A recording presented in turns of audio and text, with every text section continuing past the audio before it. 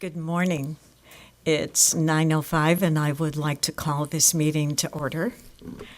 We'll do roll call first. I'm Dee Parker, Chair of the Speech Language Pathology, Audiology and Hearing Aid Dispensers Board, and I'm a speech and language pathologist.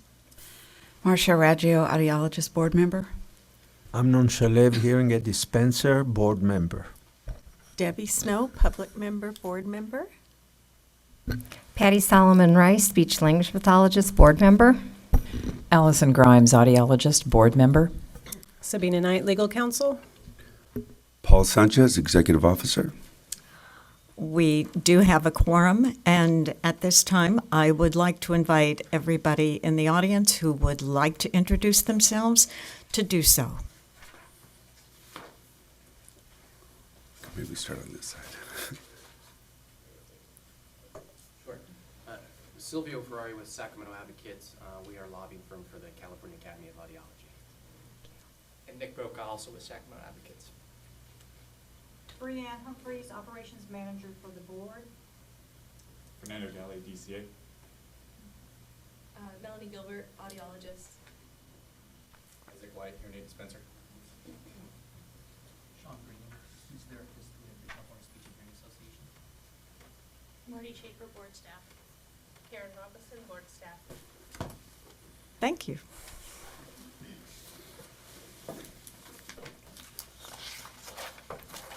I'm sorry, I went to this.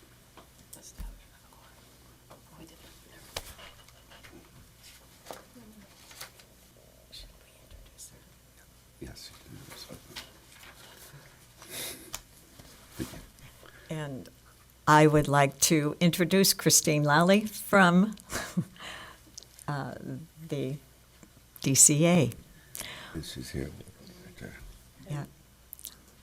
Thank you for being here. It's so nice to see you in person.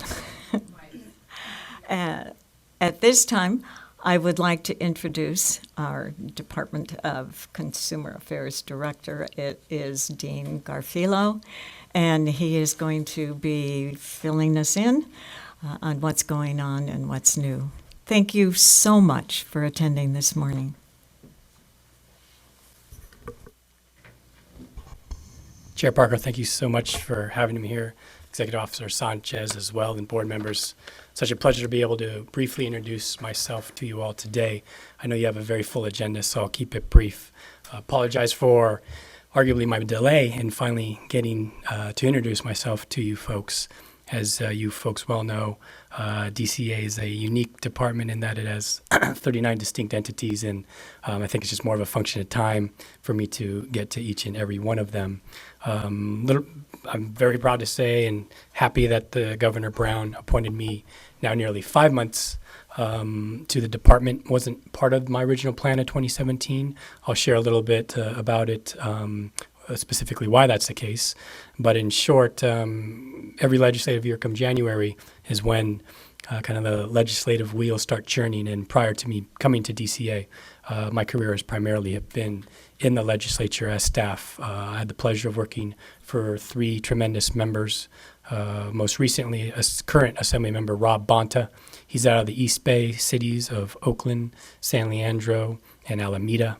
I lobbied for the California Medical Association for about 3 years prior to that. And then previous to that, I was chief of staff for former Assembly Member Warren Furutani. He represents parts of Los Angeles, Long Beach, Gardena, California, and then what brought me to California again in 2004 was working for former Majority Leader Alberto Tarico. He's out of the East Bay cities as well, a little further south than Mr. Bonta, cities of Fremont and Newark City and Union City. Long way for me to say, I think that with that background experience, I'm able to hopefully bring to this board as well as to the department in general, similar to my predecessor, just a perspective and insight of the going-ons in the legislature. Over those years, I was able to establish what I think are good relationships with many of the folks that have a direct impact on this board and obviously consumer protections. some of the work that I did in the legislature was specific to consumer protections. It's part of what factored into my decision to come to DCA. As I learned more about it, I got more interested and more fascinated with the breadth and depth of DCA. So in these first 5 months, I've tried to learn as quickly as possible all the uniquenesses of all the 39 different entities under DCA. I'm going to be heavily reliant on all of you who are, quote unquote, in the trenches for this issue, this industry, and I look forward to working in a collaborative way to problem solve what are often, vexing and complex issues. I had the pleasure of serving on one of the 39 entities previously, specifically the Athletic Commission. I was sharing briefly with some folks that, like any organization throughout its history, you do have some ups and downs. Arguably before, right before and right when I was at the Athletic Commission, there were some turbulent times, but similar to all of you who are sincerely dedicated to serving on this board, providing your volunteer time, putting in your blood, sweat, and tears towards an issue, we were able to, right that ship. And arguably and honestly, I know that each entity under DCA is in fact trying to do their best towards consumer protections, towards ensuring fair competition in the industry. But like most things that are ever evolving, there is an ebb and flow. And again, I'm going to be very reliant on all of you in terms of how we can best ensure consumer protections for this board and its licensees, and how we can best ensure consumer protections for all Californians. My style, as I'm alluding to, is going to be one in which it's always going to be an open door policy. I'm very comfortable with, juggling many things at once. I've been half jokingly, half seriously telling folks that for me, DCA is like a kid in a candy store because of my self-diagnosed attention deficit. I'm able to literally go from issue to issue every day. And while that may elude itself to being a jack of all trades, expert of none, I'm going to do my darndest to, in fact, gain a real expertise of all the issues at DCA. I think that's how I can best serve you. That's how I can best serve DCA. And again, that's how we all can hopefully best serve what's in fact the best interest for California consumers. Again, I know you folks all have a very full agenda. I know you started yesterday as well, so I'm not going to get in the way of making it any longer. I am more than happy to answer questions that you all may have. As I've jokingly said, and many folks have heard me before, do please keep in mind that questions will be limited to a 5-month threshold of a question. So.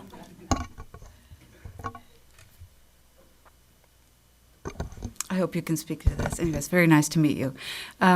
You may know that we do not have, we're missing a board member who retired a little early, and we've been trying to replace them, but seem to have some difficulty with the appointment secretary communication with that office to try to fill that. And we've come very close to not having a quorum a couple of times, which is going to tie our hands. Can you speak to it all, what might be happening or what we can do? I specifically do not know the details. What I do know is that we try to make sure that there is a good match for every vacancy for all the entities under DCA and, quite frankly, beyond. As you could imagine, the appointment secretary, if I'm not mistaken, it's like in the 3,000s in terms the amount of appointees that the governor has. And so naturally I apologize for the delay and concern that any of that may have occurred to this board, but I'm more than happy to follow up directly with the appointments office specific to this board. We would appreciate that. Thank you. My pleasure. I can comment about this issue. When I was about to be appointed, and I was talking to Mona, and the problem was that they have so many boards that there is no quorum. No quorum, not in the meeting, but no quorum. They cannot meet. And they have to fill them before we fill missing member here. That was the problem, and maybe the problem exists. Yeah, I'm not sure exactly what time frame you're alluding to. I haven't heard, and granted, I've only been here just shy of 5 months, of the concern of meeting quorum specific to DCA entities, again, in this time frame. But to your point, it is difficult at times just because of sheer numbers.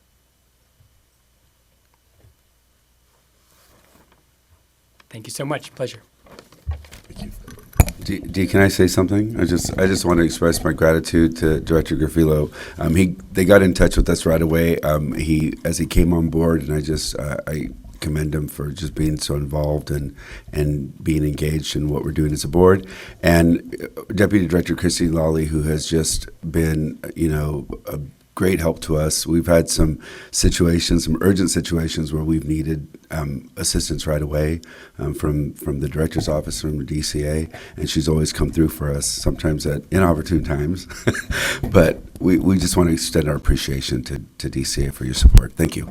Appreciate you mentioning that, Executive Officer Sanchez. What I was remiss in not mentioning is prior to me returning to California in 2004, I was a labor union organizer, and it's still the organizer in me that enjoys going house to house.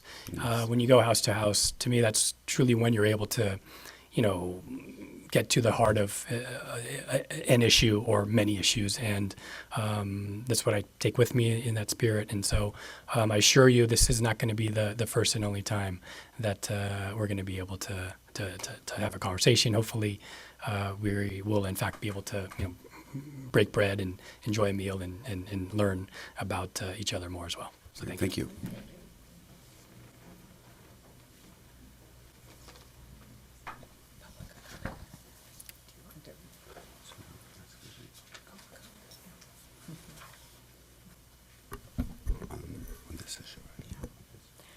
At this time, I'd like to ask if there are any public comments.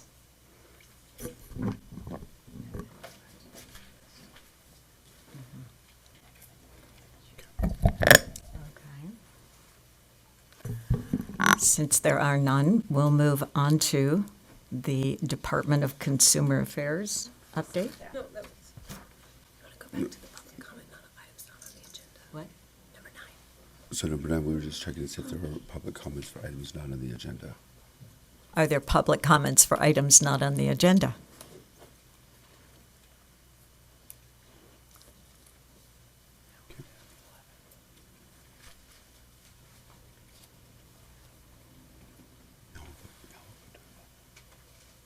Yes.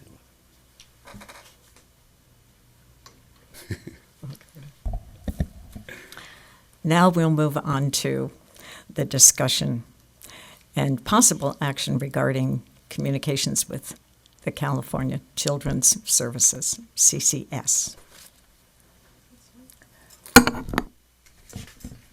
Thank you. I think people who are on this board and perhaps many members who are of the public who are present today know that we have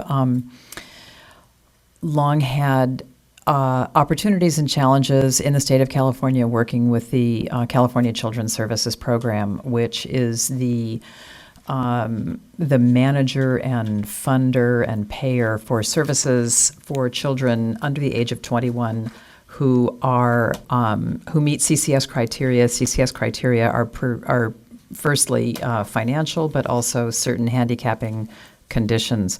Hearing loss is the number one handicapping condition in the California Children's Services Program. I've been a CCS provider on and off since I started as an audiologist in the state of California in 1976, although it could have been 77. I honestly don't quite remember. One of those 2 years, a long time ago. And so this is not a new challenge, working with CCS and getting services authorized and paid for.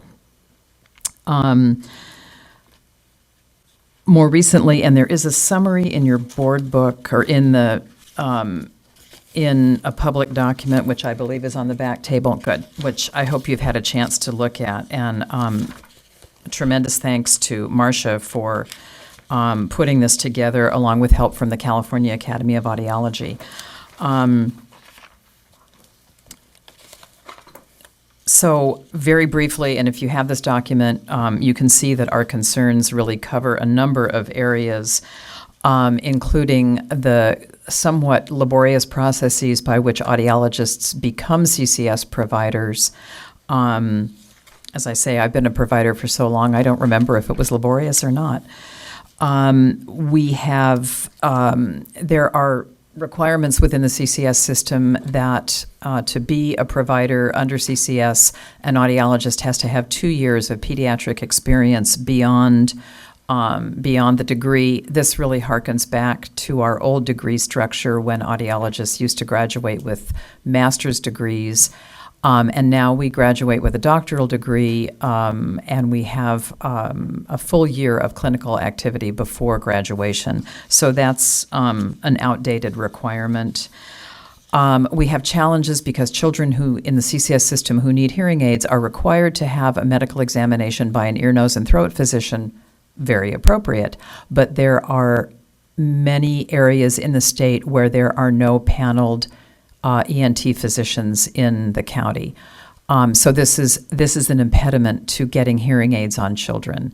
And one of the many things that we know about children who are deaf and hard of hearing, the younger they are diagnosed, the younger they receive their hearing aids, the better their long-term language outcomes will be. And this has been shown time and again in rigorous research. So our goal is to get hearing aids on children as quickly as possible.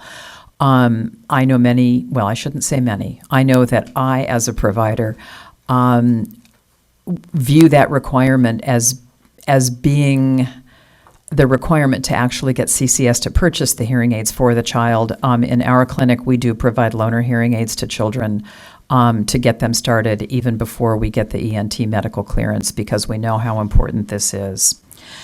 Reimbursement is just a chronic issue. And I think probably the most obvious example or egregious example of where reimbursement is a problem is that if I purchase an ear mold for a child, so an ear mold is a custom-made device. If I purchase an ear mold for a child to hold their hearing aid on their ear, it actually costs more to purchase the ear mold than the reimbursement that comes back from CCS. So it's a net loss. Delays in reimbursement and simply lack of sufficient geographical spread of Medi-Cal CCS providers. I would like to say at this juncture, there is a new medical director for CCS, and her first name is Amy, and honestly, I can't pronounce her last name, but it begins with a K, and I would be happy to look it up and spell it for the record, but I don't even want to try. She has been in place at CCS for only a few short months, and she has been extraordinarily responsive, interested, enthusiastic. We recently had a meeting just 2 weeks ago at the American Cochlear Implant Alliance meeting, which is a national cochlear implant meeting. Amy came to a sub-meeting with representatives from every CCS cochlear implant center in the state. There are 7, I believe, cochlear implant centers. She came to a meeting with audiologists from all 7 of those programs. She listened to our concerns. She took notes. She responded with open arms and enthusiasm, no defensiveness, she was amazing. So I'm very excited that Amy is now at the helm of CCS, and I believe that we really have someone who is very interested in working within the system to make this situation better. So I'm feeling very positive about what's going on. And Marcia, I know you have lots of input too. Not lots, but I think that a little bit more of the history is that Allison and Becky Vignier,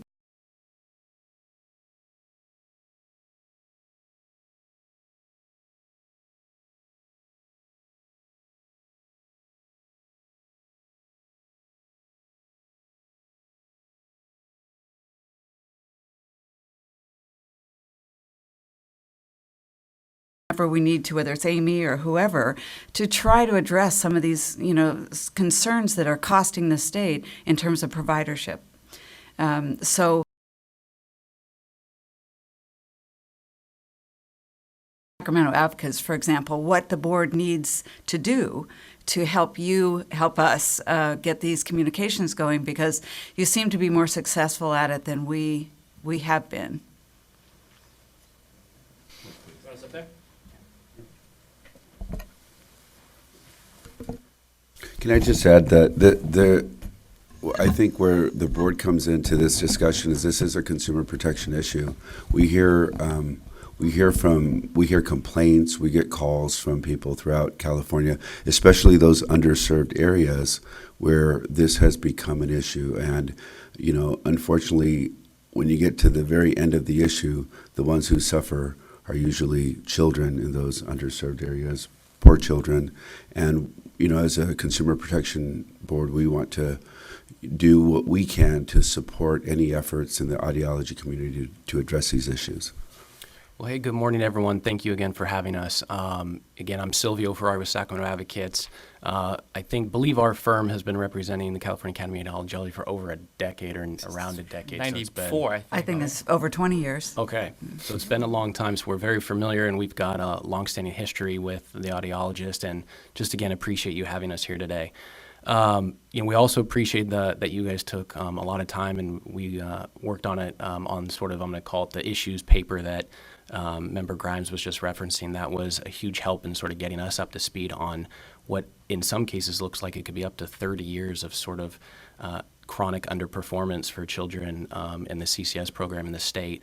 And one of the things that I think we can certainly do moving forward is help really this board, along with CAA, really kind of scope out what a series of paths forward look like. I mean, one of the things that, and I don't think Nick or I sit up here at all as experts on any one of these issues that was articulated in the paper, but where we are experts is how to engage regulatory agencies, how to engage legislators, legislative staff, the governor's office, Department of Finance, and really everyone that in some way, shape, or form said or not said within this issues paper probably has a hand in helping come to resolution on a lot of these things.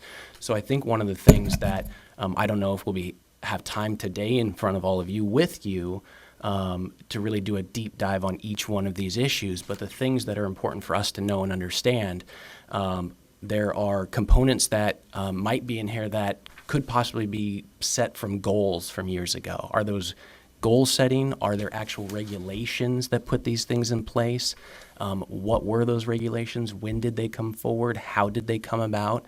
And then what things in here are going to actually require statutory revisions?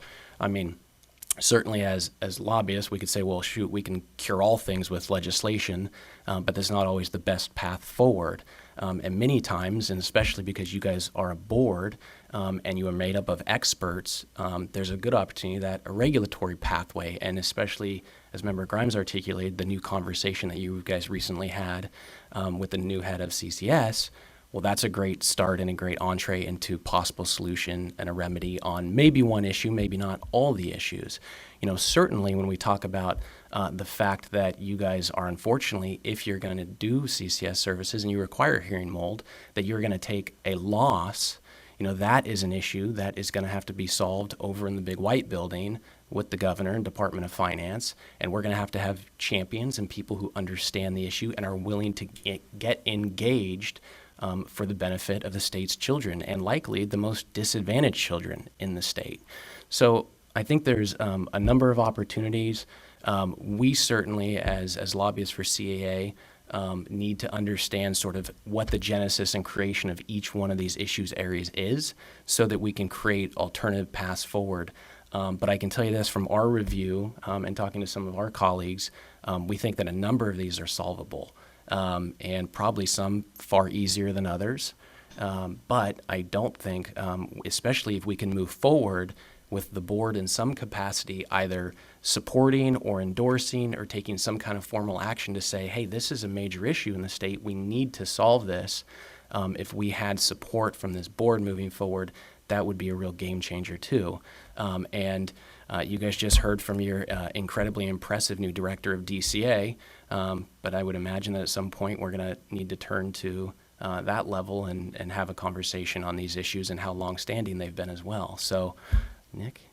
Yeah, I think Silvia really touched on everything. The only other sort of overarching thing that I'd add is that, a lot of these issues, as we sort of sift through them and try to hone in on the genesis and origin of them, is just understanding that, often the approach might not be operating in a silo with one agency. It might be a more comprehensive approach that involves engaging legislators and various state agencies and actors and stakeholders within those organizations. And so I think it's sort of more of a holistic approach. And to finish up, really just dawned on me, but certainly on the financing side, we are going to be entering the 2018 budget that will come out in January. And should there be an opportunity to sort of recorrect some of the deficiencies in the repayment, we would want to be able to start to have those conversations essentially as soon as the legislature is out this year, which is September 15th. The Administration Department of Finance will be looking really in October and November, kind of getting that thing buttoned up. So there would be a substantial amount of time over the next 3 and 4 months to really make sure we've got our facts and figures and everything in a row to go make the best case we possibly can. Thank you for that input. As you can see, there are a number of distinct points in this document, and some of them may lend themselves to regulatory change, maybe some legislative changes. I think it would behoove the board for its Audiology Practices Committee to look at these one by one and decide with our executive officer what might be the best approach, whether we need regulatory change and how to get those things started.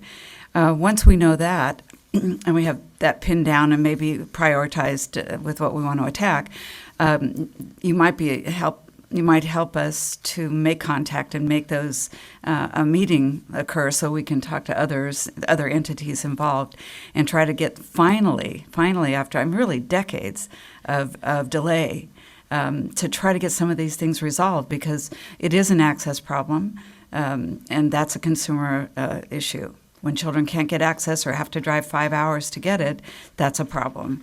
And I think it's time that we finally get something done. And I absolutely agree, Marcia. Thank you. And I failed to point out, but I will now, half of all hard of hearing and deaf children in the state of California are covered by CCS. This is not an insignificant number of children. We have 500,000 births in this state every year. Newborn hearing screening allows us to identify those children at a young age so that we can institute rehabilitation, education as early as possible.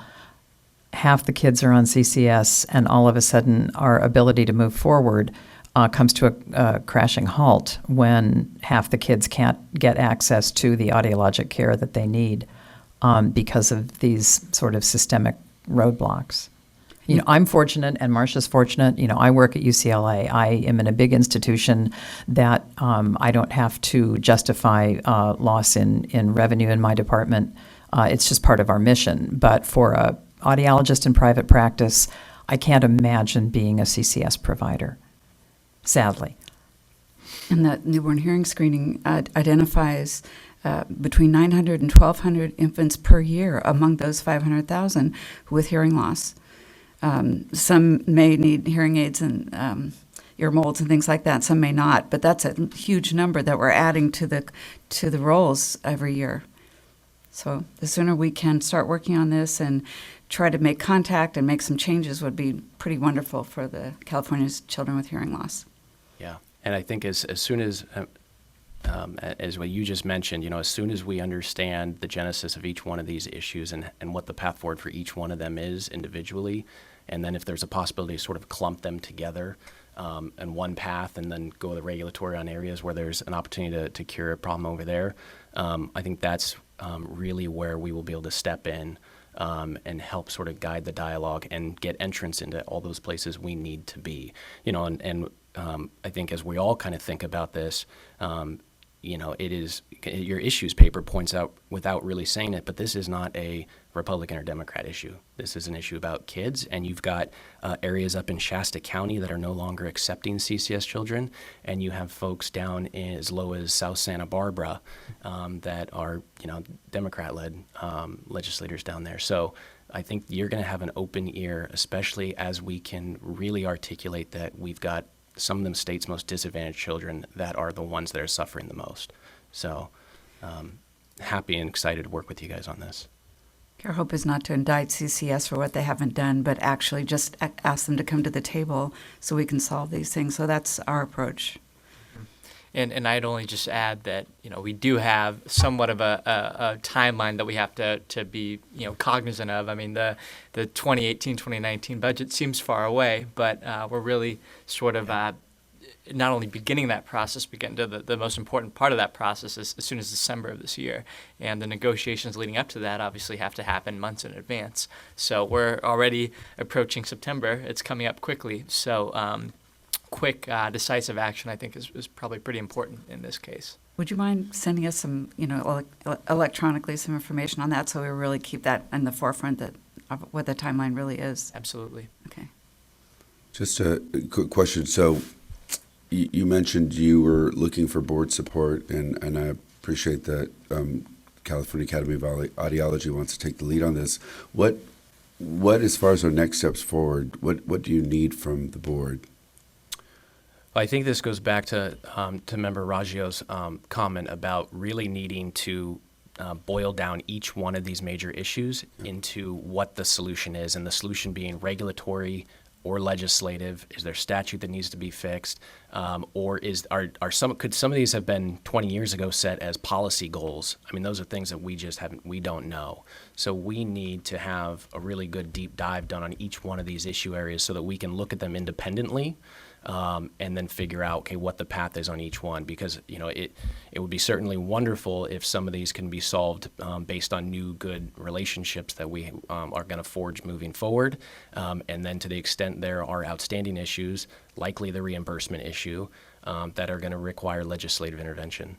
And what would also be helpful is just a list of recommendations. I mean, Silvio and I certainly, as advocates on behalf of CAA, we're just another interest that's advocating before lawmakers and regulatory agencies. But to have recommendations that are quote unquote board certified and signed off on by the board that really sort of outline the issues would be tremendously helpful. So, Yes. didn't mean to interrupt, but back to what Marcia had mentioned, I think at the beginning of this, is that perhaps it's something that one of your committees can look at and kind of address each of these issues and possible solutions. Audiology Practice Committee? Yeah. So we need a motion for that. Could we entertain a motion for the fact that this will be turned over to the members of the Audiology Practice Committee? So moved. Second. Okay, moved and seconded. Let's take the vote. We're doing discussion. Board discussion.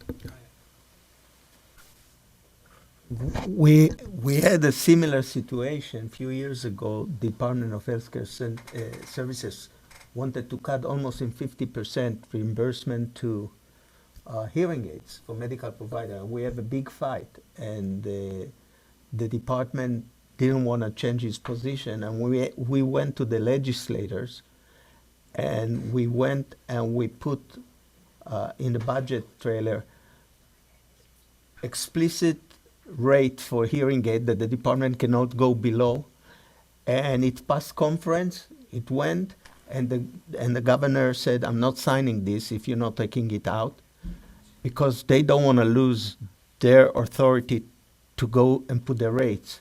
So they went back to conference and reversed their decision, but eventually, after the budget came, the department put these rates, but they didn't want it to be in the legislation. Mm-hmm. But I think that you can work with the departments. Especially, I understand there's no problem with the rates of hearing aids, right? Just with the molds. Am I right? Oh, there's Dep- problem. Also Yeah. with the hearing aid reimbursement? It depends on who you talk to. I mean, I think that there's different ways of approaching the hearing aid reimbursement issue. The most egregious example that we're aware of Yeah. is the actual loss of money every time an ear mold is provided. We lose now every time on molds on medical hearing aid. It's also below cost. Yeah.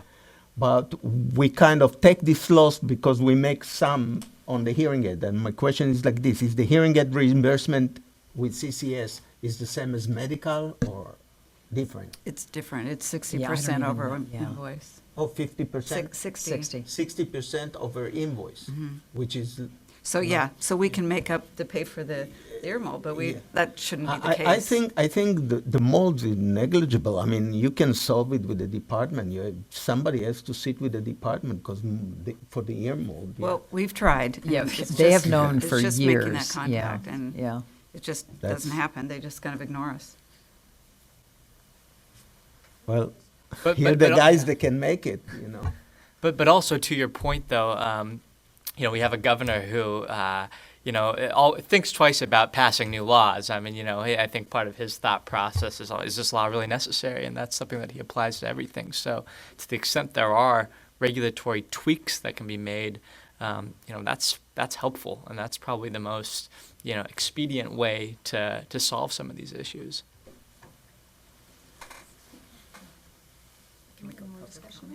Any other board discussion? Any other questions or discussion from members of the board? And public. How can we ask for the public? Yeah. Are there any comments from members of the public? Okay. Roll call vote. Then we'll do a roll call vote. Should we start with Rod? Yes. Yes. Yes. I vote yes as well. I vote aye. Yes. Hi.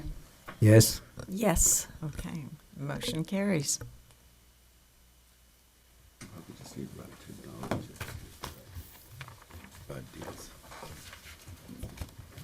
Thank you. Oh, all right. Thank you. Thank you. Rod, for the record, would you recognize that you're here?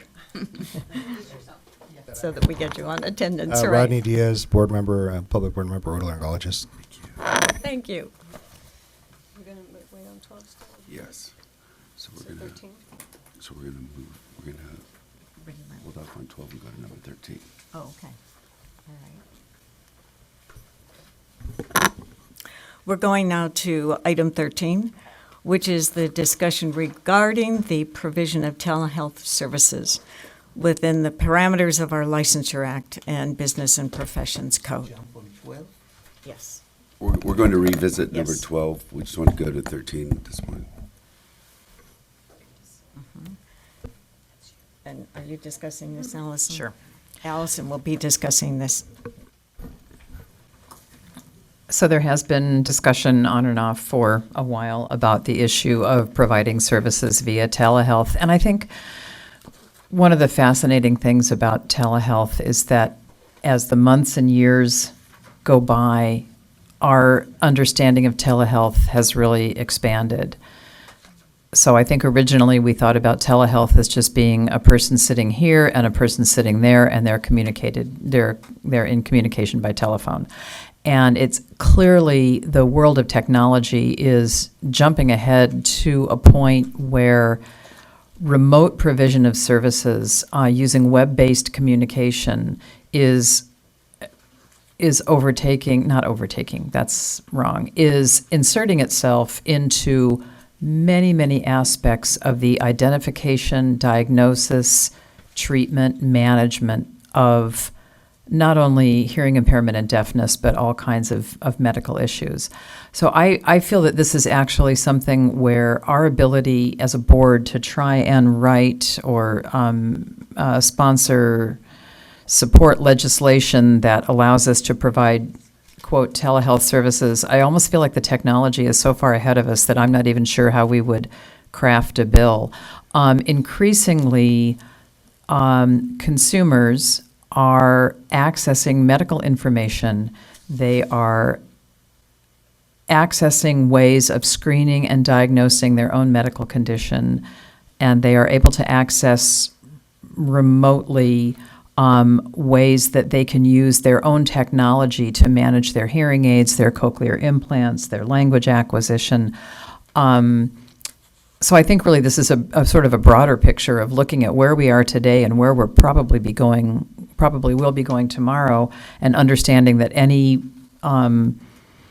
in my opinion, that any legislation that we might support today might look solely, or might look very out of date or very different even 6 or 12 months down the road due to the ability to have web-based services. I was just at the American Cochlear Implant meeting again a couple of weeks ago, and the number of ways in which cochlear implants are being managed and the number of ways in which therapies around developing listening and spoken language skills are being managed through the cloud, if you will.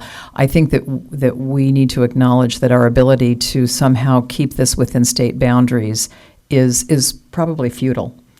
And I know in the audience, Melanie, I could call you out. So Melanie has extensive experience with cochlear implants, and she can probably speak better than I can about the ways in which remote diagnosis, remote services are being provided today to kids and adults with cochlear implants. I don't mean to put you on the spot, but I'm just saying that this is bigger than I think many of us can even imagine.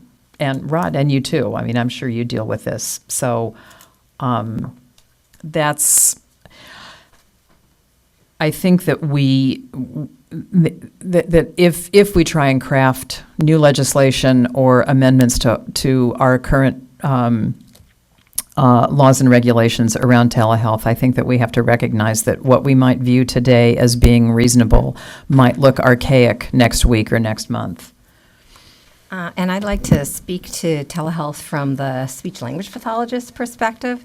This is a very large area and a very important area in our field. It's a very growing area in our field. It's a topic of great discussion right now in the field of speech-language pathology on a national level.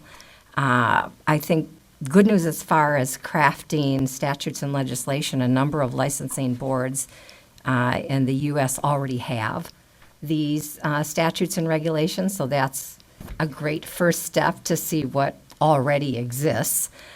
So we aren't reinventing the wheel if and when we come to developing some statutes and regulations, which I firmly believe we need to do because telehealth is just expanding on an annual basis. It's absolutely not going away.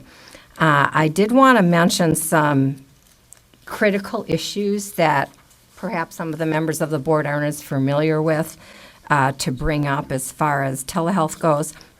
One of the biggest issues that Allison already brought up is that it's not going to exist within a state. I mean, when someone is a speech-language pathologist providing telehealth, could be in Arizona, could be in New York. I mean, it doesn't really matter where your location is. The issue is that they also need to have California licensure if they are going to have clients, patients, et cetera, who are in California, but they aren't going to physically be located within the state. So that's something to clearly think about. In speech-language pathology, the largest area of telehealth is in school districts, and probably you aren't all aware of that. And you might ask, why in the world would this be the largest area for speech-language pathologists? And the reason for that is that there's a large shortage of speech-language pathologists in schools. That's the employment area that has the greatest shortage.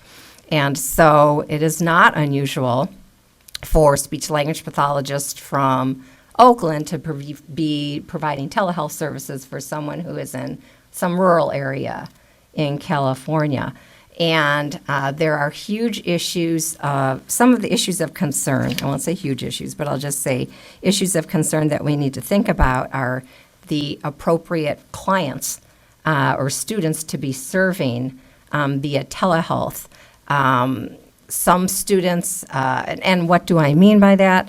I mean that students who have behavioral challenges, for example, need to have an adult present, needless to say. An adult needs to be present, period, for any child who's receiving services via telehealth in the schools, but more highly trained adults for children who have some types of behavioral challenges. There are all the issues of a child with a hearing loss or any type of other physical or sensory issue of concern that needs to address a particular environment. The room that they're in needs to be specific to the kinds of issues that they might have. So environmental considerations are something very important that we need to consider in the area of telehealth.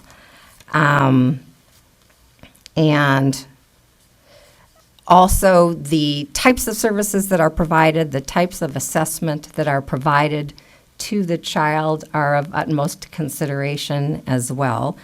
And let me see what other issues I want to bring about. The entire issue of the tools, the hardware tools that we have available to us within a setting are very important to consider as well.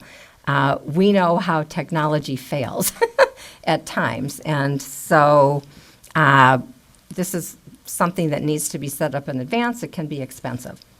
So this is something to consider as well. And I think, without going on and on, there are other, privacy and security, that's another huge issue as well. Who can access the particular video conferencing that's being used is a big issue of concern. It's a concern in school settings, it's a concern in other settings as well. So I just wanted to bring to the fore some of the issues of concern that need to be addressed when we talk about and address regulations and statutes related to telehealth. If I could dovetail on that, Patty, we are hearing, and I have received phone calls at the universities from CTC and from school districts asking, should we be verifying that they have California licensure or the California credential? And the answer is no. This is spotty, and how do we assure that whoever is conducting the telehealth practice, are they licensed and or credentialed to do so in the state of California? And then how will you verify that? I have talked with some other people who do telehealth practice in other areas of endeavor, and right up front, they say they will list at the beginning of a workshop all of the places where they are licensed to practice in the state. So it's a scroll, it is there, it's recorded, and you're assured this person was qualified to do the job.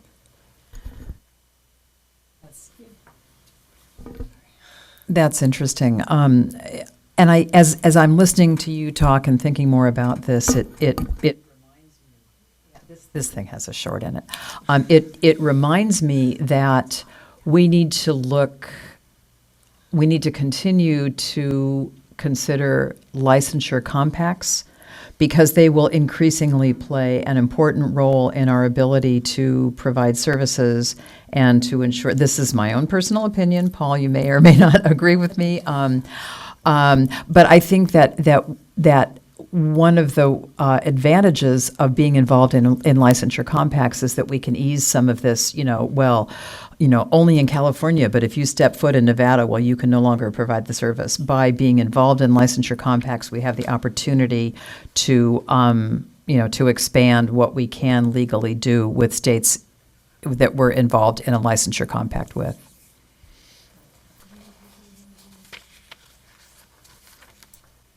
Are there any other comments related to this?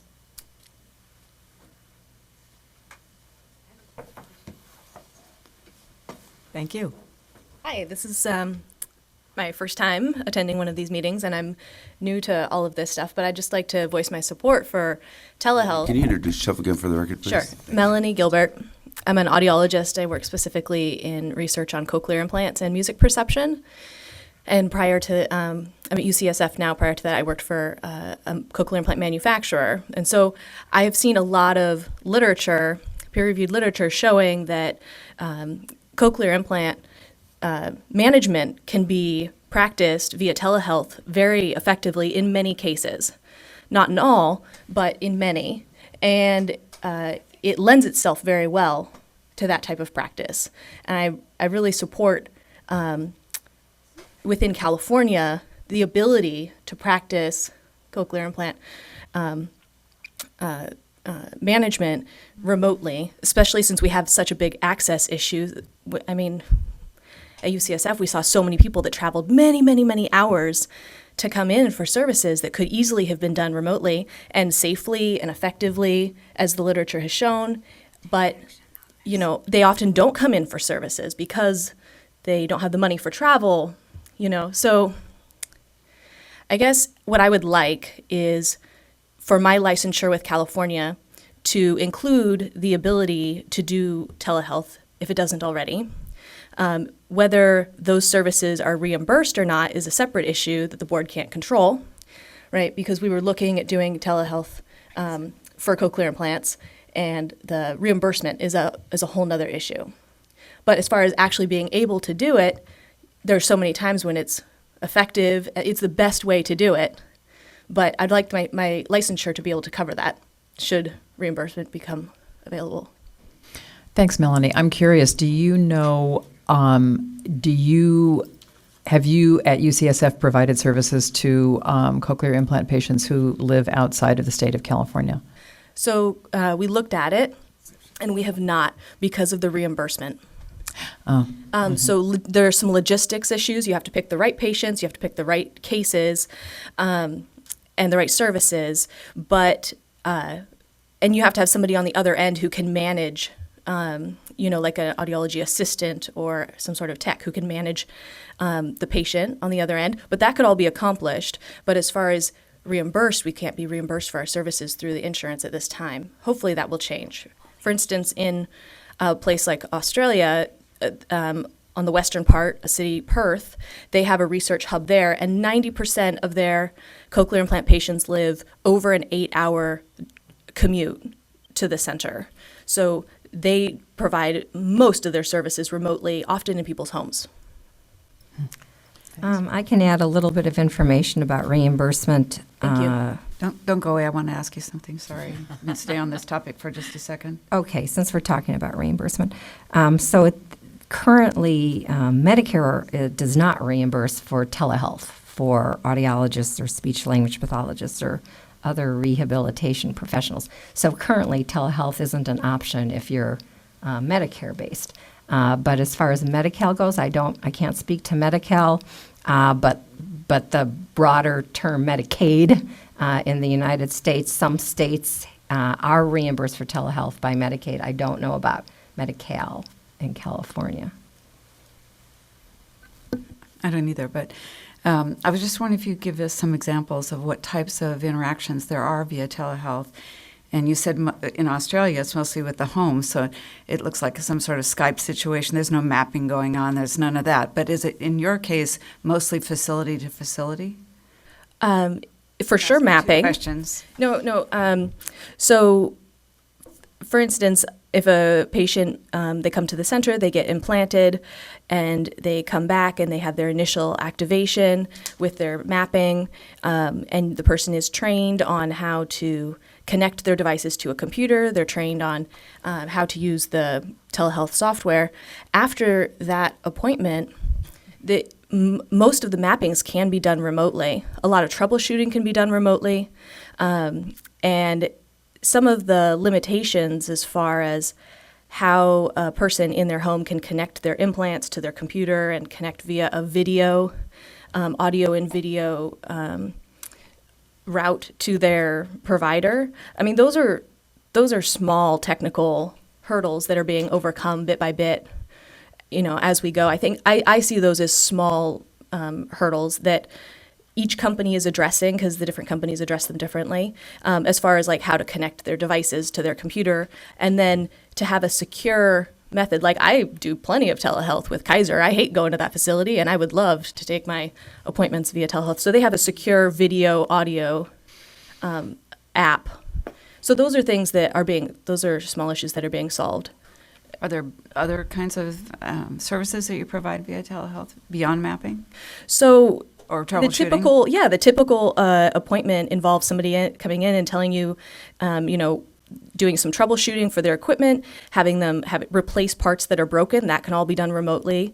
Diagnosing and replacing which part is broken needs to be replaced. That can be done remotely. Because you can instruct the patient, okay, take your spare ear hook, put that one on. Oh, does it work now? Okay, then that ear hook was broken, that type of thing. You do remapping, that can be done remotely. And then things like testing in the sound booth. I think that we're going to be seeing very shortly in the future, I feel confident saying we're going to see very shortly in the future ways to do simulations of sound booth measurements for cochlear implant patients that will accomplish the same thing. For sure, the speech perception testing that we do with CI patients, that will be able to be done remotely, I would guess in the next 6 months to a year. Are you talking about only adult patients here, or are you talking to parents So who are... the literature shows that for adult patients, most of the time, the results you get mapping remotely are the same results that you get mapping person, across the desk.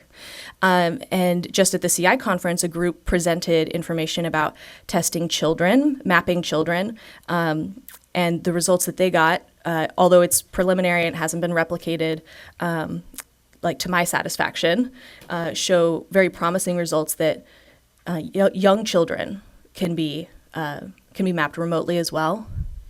I think that, but I don't want the licensure to be the barrier.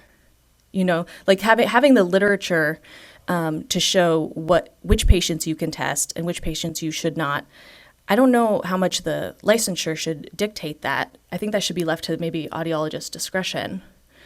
Just like making sure that the connection is secure, the video and audio connection is secure. I think that that's just something that the hospital or that the audiologist's practice should have in their jurisdiction. I don't know for sure go ahead. Probably so, trust audiologists, but I'm just curious about the really functionality of a pediatric patient, somebody who's 4 years old, 5 years old, 6 years old. You have to rely on the parents. Do the parents speak English? Can they follow this thing? Because the last thing you're going to want to do is to put more voltage in than you need. And those is probably already taken care of in the equipment itself, I would suspect. But that kind of stuff makes me nervous. And it should, right? But I will say that you see many times where in the office, audiologists, they make mistakes, or there's room for error, and that's not due to the distance between them and the patient. It's due to their skill level. Yeah. It's due to their training. To usually how much experience they have working with cochlear implants and working with children. That's what those issues are usually due to, in my opinion. Mm-hmm. And I think that picking your patients, like say you have a baby that's implanted, you see them in the office for their activation, for the first few years of follow-up. But if you implant somebody around the age of 1, if they get appropriate services, their language may be caught up to their normal hearing peers by the age of 5 or 6 or 7. And when that kid is 8 and they come into your office for a mapping, they're just like, whoop, take off their devices, hand them to you. You hand them the cables because they like doing it themselves. They hook them up, and then they're so ready to go. And that would be a patient where if the parent had to choose whether doing a remote mapping because they live so far away or not coming in at all, I would much rather them do a remote mapping, which many of the families do have to make that choice because they live so far away. So there are patients who are 8 years old that I would think it would be appropriate, and I think it really depends on the patient, and I think that the audiologist's discretion is the most important aspect there. And other people may disagree, for sure. That's my personal opinion. If you were working with a 1-year-old, though, yeah. Is it a facility-to-facility type of thing, or do you really try to work with the parents? If it's a 1-year-old, personally, in my discretion, I can't imagine a situation where I would not want to see them in person. Oh. Okay. So there should be some regulatory restrictions in terms of telehealth age? I don't know. I don't think Right I'd now have to there's think just- about that, but I don't know. I wouldn't say for sure that there should be regulatory restrictions. I would say maybe the facilities, like if I work at UCSF should have a policy about what ages or which patients are better or worse. Like maybe you need to see the patient 4 times in person, and they need to be able to complete a checklist of things that are that they can do independently before they would qualify for a remote fitting. Something along those lines. Yeah, maybe there's an age, but All right, now we have physician input on, what we can do with children with hearing loss, and maybe this applies here as well. Well, the thing that comes to mind is if you try and specify specific things that need to be done in regulation, then as the technology improves, then that may no longer be applicable, just as we were talking about earlier. So I don't know, just thinking off the top of my head, I don't know if setting specific regulations for what has to be done in person and remotely, if that may cause more problems in the future, even though it's trying to sort of regulate problems now. I think that's true. I was just thinking of audiologist and physician oversight. It may be all we can say. Well, and I think also with the advancement of technology, in a year, we're going to be talking about the parents using an app to manage certain aspects of their child's cochlear implant, and Yeah. all this discussion is going to be moot, and that is clearly on the horizon if it's not there already. Right, and we're sort of moving away from physician oversight and audiologist oversight over a lot of things. So there just seems to be sort of a public trend to try and widen access by decreasing regulation. Yeah, I heard about an over-the-counter cochlear implant program that's going to be starting up.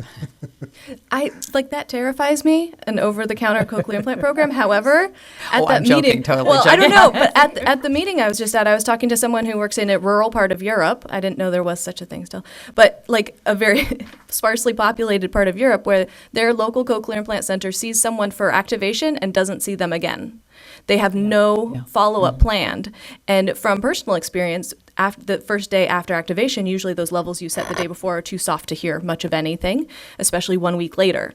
But these people never come back in for a second fitting. And in that case, having a person be able to contact their manufacturer directly for follow-up would be fantastic. But those audiologists that work at that manufacturer would need to be licensed in that particular state. And I would like that not to be the barrier for that type of care. Just to bring it to a broader level again beyond cochlear implants and to include the other professions as well. I think it behooves us, I'll restate something I previously said, to look at what regulations already exist in other states.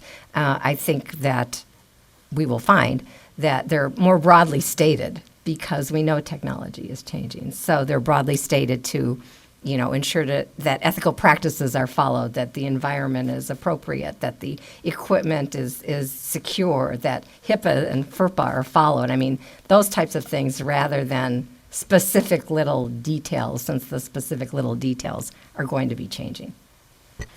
And just a reminder, right now, your Practice Act doesn't have anything, no regulations that addresses this. We fall back on the general business and profession code section that is in your board materials. And so that's all you guys have right now to rely on. Good morning. My name is Sean Green. I'm a speech pathologist.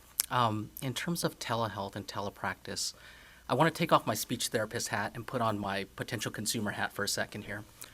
I have 2 children, elementary aged. And if they were to be receiving speech and language services through telepractice, I guess I would have 2 questions, 2 primary concerns.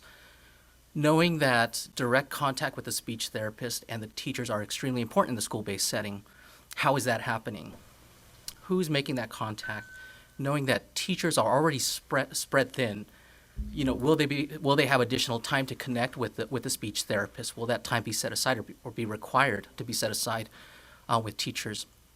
The other piece would be in regards to the assistants or the aides used in telepractice. What is their education? What is their skill set?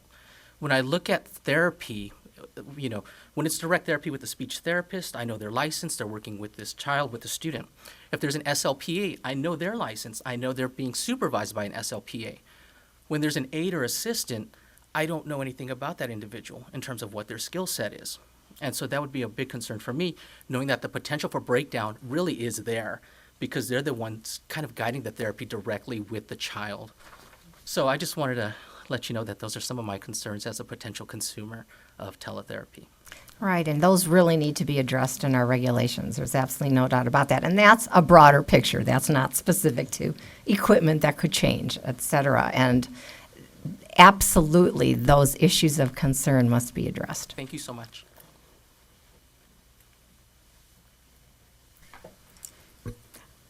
The only firsthand knowledge I have of telepractice is via a program called the Lee Silverman Voice Therapy. It's loud, and my initial response was, what do you mean we can do this via telepractice? And I actually observed it. This is for Parkinson's patients, basically, and this is usually an older population. And they do require a face-to-face, what they call calibration. And hopefully family members are there, or at least one, or a spouse, who will be working with the patient at home. And the tremendous advantage I saw was, number one, they do catch on very quickly. It is well scripted. And the families are then not carrying the burden of, you watch 80-year-old plus come in, and it took a long time to get dressed and get in the car and get into the building. They're somewhat tired. They go through the process of calibration, and then they have to do that whole trip home again. And once they are calibrated, you are now face-to-face. It is the scripted program, and that has worked well. And Patty, the issue of Medicare would come in there. The ones that I saw were self-pay. They had the money and they were able to do it. And yet you'd like to see, is there a way to make this available and this becomes part of our practice? Could we then ask that Medicare would cover it? But it does work very well, and it does serve.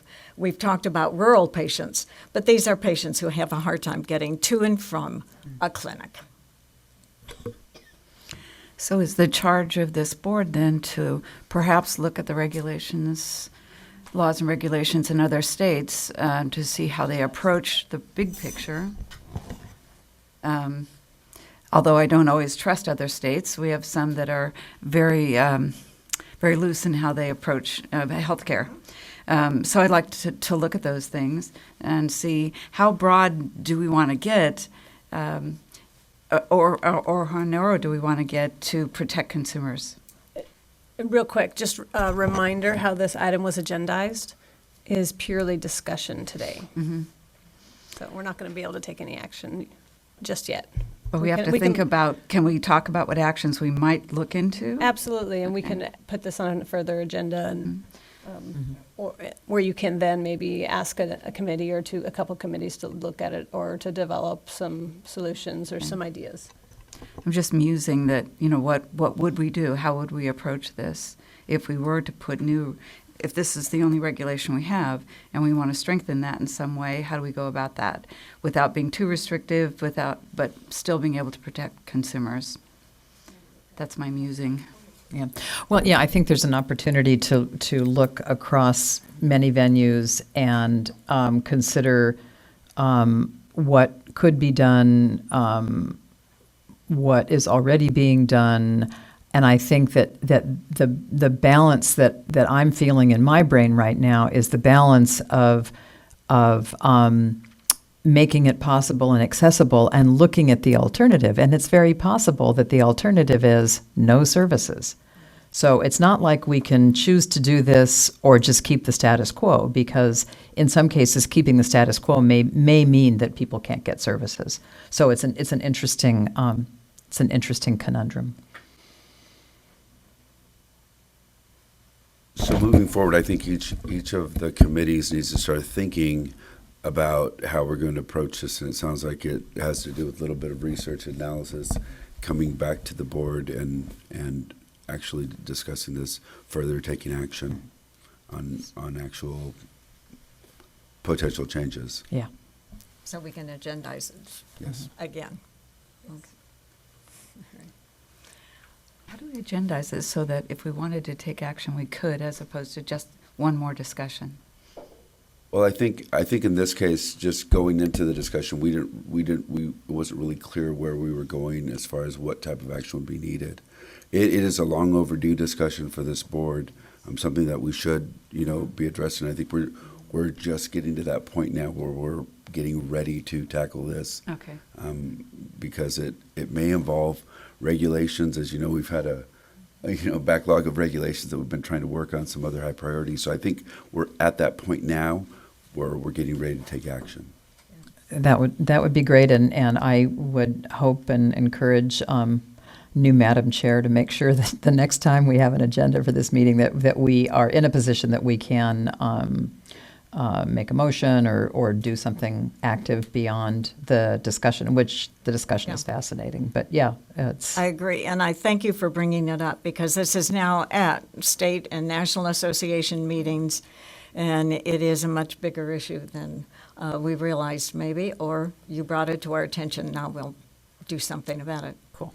So can we put it on the further? Yes, and just to be really clear, the only thing we are not doing right now is officially delegating it to the committees. That does not prevent us from doing the research and going in and looking at what is needed. I think that's something that we're going to be able to do. Okay, thank you. Do you want to go back? No, we'll go to number 14, start looking at the regulations. Okay, then we'll move on to number 14, the proposed regulations for discussion and possible action. And this is under tabs 14A through E. Yes. Right. Yes, so we're going to start with 14A, and you'll have to bear with me. Kelsey was working on these with us, and she had a lot of direct firsthand work with some of the board members and Karen, so I may need to ask Karen where we are with advertising. I believe the last thing we were doing was Amnon and Marshall were working together on some of this language. Is that correct? Another attorney was working on it, right? Noreen. What's her name? Noreen. Yes. And now we have to go and vote on the final. So, Did you have something? Oh, so this is the language that came out of your corrections from the May meeting? Is that? Yes, that is correct. This is after the May meeting. Okay, I have some additional edits, but I'll wait until. So all I did was take Amnon's suggested changes, Noreen's suggested changes, and meld them into this document, which is pretty. I looked at my emails to see if it would match, and it apparently does. So that's where it stands. As we tried to, we already discussed those things, and we thought they were worthy of either being in here or not. And this was the culminating document. So now as we look behind tab 14A and we look at the actual proposed language, do any of the members have any changes, edits, any discussion on this text?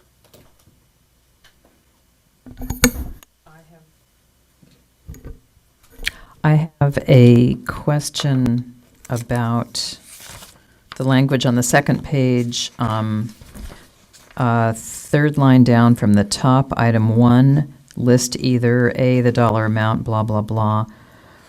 And the last phrase says, or the percentage of the discount of the specific hearing aid. I believe in the past we have required any reference to percentage to specify the percentage of what underlying dollar amount. So not the percentage of the discount, but really specify that's the discount from the MSRP or the provider's usual and customary, or an actual, like, otherwise you can't figure a percentage if you don't know it's a percentage of what. Can I just ask something related to that? If it is of some percentage of MSRP, does the MSRP have to be listed I thought we'd said that. So the actual Yeah. MSRP Because price- otherwise, who would know? Because I see it all the time without Yeah. it being listed, and that's, I wasn't sure. Yeah, percentage of the discount of the specific hearing aid. But percentage of the discount being what? Being from the usual and customary charge, being from the MSRP, being from the actual dollar amount. I normally sell this hearing aid for $1,200. This is a percentage off my usual and customary charge of $1,200. I think that it needs to be specific, or else it's going to be meaningless. Yeah, I'm holding it here. I'm a senior citizen now, so I'm getting Yeah, solicitations. me too. Join the Here club. is an offer, 63% of MSRP. That's it. Does it say that MSRP is, MSRP? what it is? How much No, it is? No. Oh.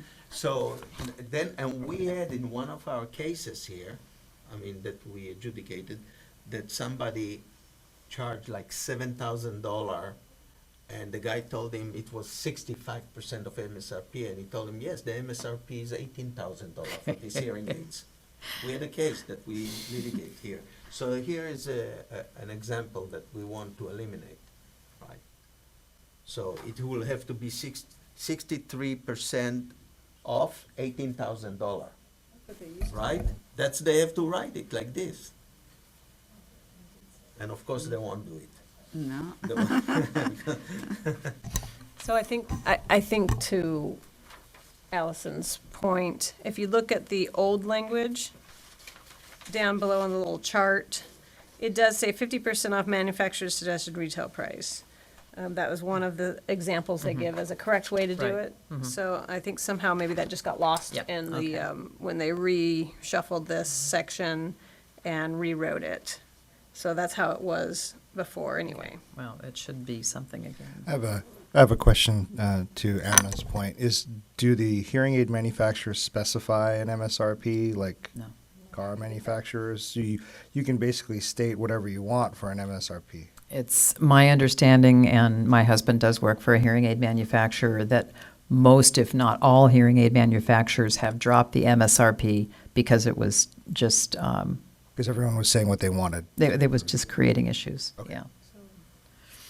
So does that make it not truthful if they say $18,000 MSRP if manufacturers don't state it? Yeah, that's a good Yeah. point. Yeah. They should say, 65% of $18,000, which I'm sure nobody will do it on the advertising. So if we were to put that language back in, it would make sense to have MSRP. It would say exactly the Right. dollar. I think it really, to be valid, it should say this is 15% off the usual charge that this practice charges. But what So is it? my usual charge at UCLA Medical Center, it's a 15% discount.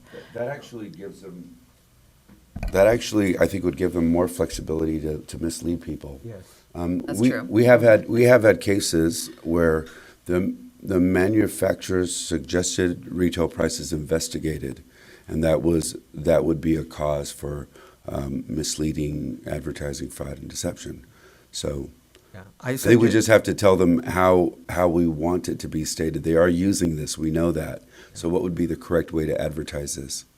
I think that the actual price should be there. I mean, a reader of an advertising will know that I have to pay this amount of dollar when I go to this, and not a percentage of something I don't know. It should be specific. The price should be specific. It can say 50% off $6,000. Regular $6,000, these 3 days, $3,000. So what we are trying to address here is a problem of making sure that they are specific in what discount they're advertising. Right, Marty? I have Marty Schaefer in the audience. I know she deals with a lot of these complaints. So what we're trying to address here is what is a correct way to advertise this? What is a truthful way to advertise that you are discounting something? And if it has to do with the MSRP, then I think what we're saying is they need to specify it's the MSRP. Are we also saying they need to tell us what the MSRP is? Yeah, I think they should. If I were to call a manufacturer and ask, what is the MSRP for your products, they would send me something. They'll tell me that it's not very meaningful, but they will send it. What they'll also send me, though, is a list of single unit prices and then various discounts from there that you may have because you're a good customer of that manufacturer. You could use single unit price because that's kind of similar to an MSRP. Except that nobody pays single unit price. Yeah, nobody does. So it's kind of funny money. Whatever we are Is advertising. it more funnier than MSRP? No, it's all funny money. Whatever is advertised, the customer has to know when I'm going to this place, this is what I'm going to pay. So it should actually be the dollar amount then, Yes, just the eventually flat it out should. dollar amount. Yeah. Do you want to come up?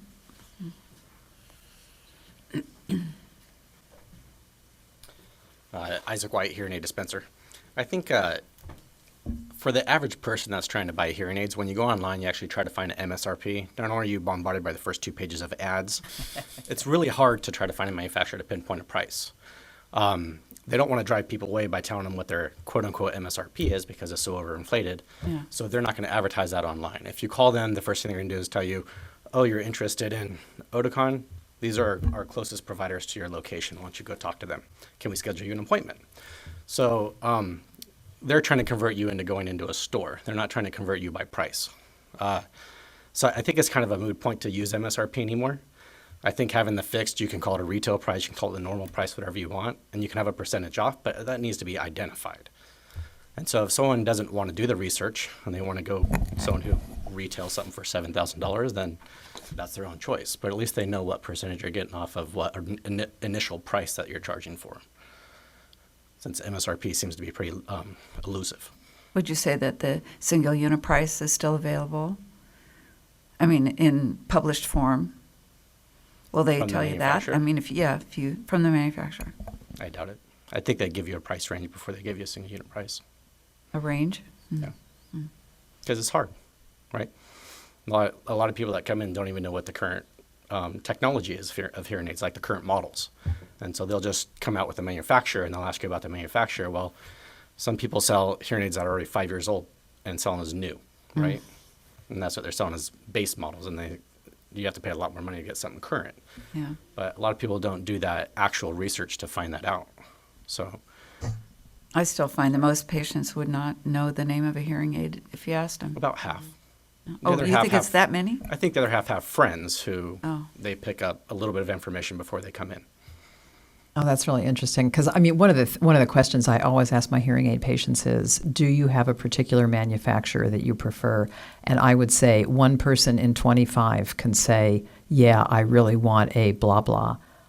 So people in Elk Grove are smarter than people in Los Angeles. I was just going to draw that I same don't think conclusion. I don't think it's they come in knowing what they want. They come in knowing their friends are fit in something and they're doing well. And so they use that as a comparison, not knowing the difference in loss, the difference in lifestyle, the difference in anything else.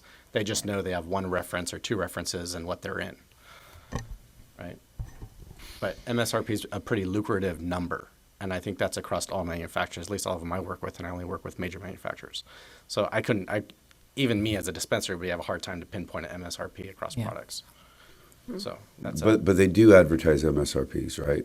No, they Mm-mm. don't. Well, hearing aid dispensers, you just showed us one. But it's not a- but it's not a price. That I showed you that they advertise 63% of MSRP. But they don't say what the MSRP No. Okay, so just to clarify my question is they advertise MSRP in their advertisement. They're referencing that there is a manufacturer suggested retail price. That's a question I'm asking because that's what In the we see. ads. Yes. Yes. Yes. Okay. They don't say what that amount So is. just like a person buying a car, it's kind of a consumer beware thing. You know, when you look at that sticker price, that's not the real price. But that's not a fair comparison. When you walk up to the window of a car, it has the MSRP on it. You don't walk up to a hearing aid and ever identify an Right. Oh, MSRP. well, if I could just finish my thought, the point I'm making is that a consumer buying a car typically knows that that's a price that doesn't mean a whole lot when you buy a car. And I think that we have to what we're trying to address here is how to advertise. We know that we can't restrict them from saying MSRP, right, Sabina? No, we can't. I mean, unless they have to put of MSRP $12,000. Right, so that's the point They I'm have to put making the is, number. we're Yeah, trying they can to, put the we're MSRP. trying to specify how it should be advertised in regulation. So whether we think whether we think it means anything or not is not what we're emphasizing. We're actually looking at what it is what the advertisement should say, how it should I be. think we shouldn't go into how the advertise will be designed by each particular office, but when you read the ad, you have to know exactly what is the price you're Right. paying. That's what we want. So that's what Go. number 1A, right? The dollar amount of the non-discounted fee for the hearing aid.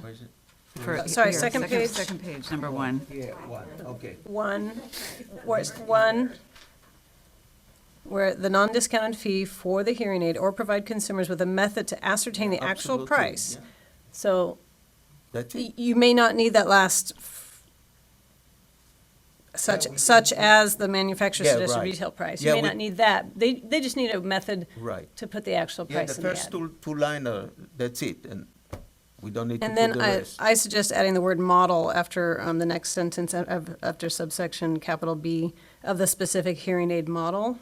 Do you use the term models? Yeah, but within a model, you can have features that make the price range over It's like a car. $1,000, yeah. Like a car, heated seats, right?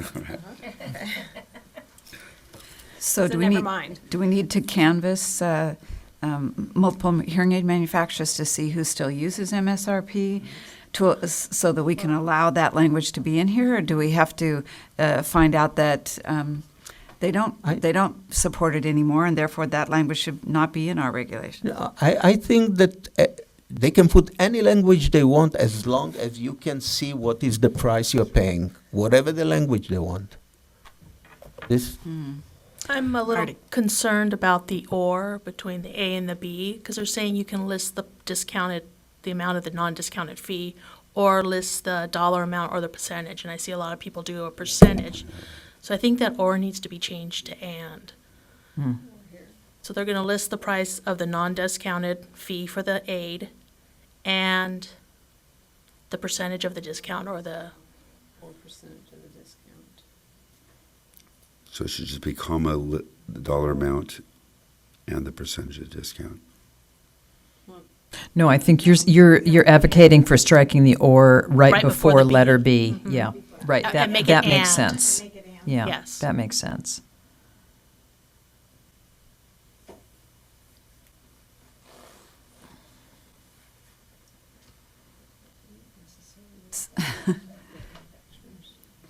Yeah, just the non-discounted fee, of course, is there. No, we can't control that. They could put $18,000. Yeah. So it looks like that's a huge discount when it isn't. yeah, but I don't believe that anybody will put $18,000. Make it's a joke. Okay, so they put $10,000. You know, Yeah. so that's less of a joke, but still Yeah. pretty much a joke. So your goal is to get them to state the so in subsection 1, list either the dollar amount of the non-discounted fee for the hearing aid, right? That would be, before my discount, it costs $7,000 or $25, whatever. Or provide consumers with a method to ascertain the actual price.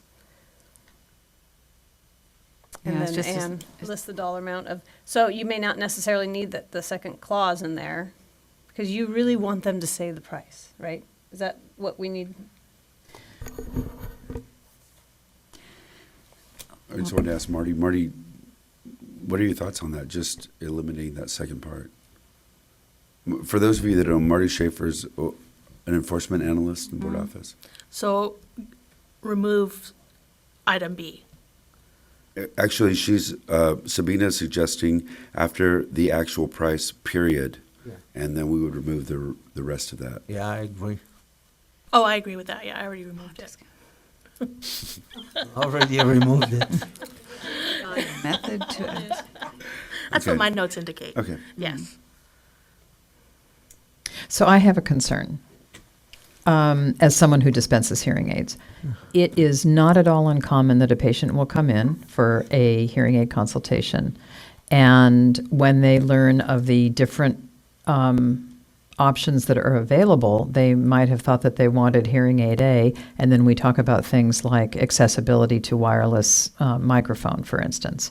And they decide, oh, I'd really like to have the remote control or the streamer or whatever it is. At what point does the audiologist or the hearing aid dispenser become a sitting duck for accusations of bait and switch?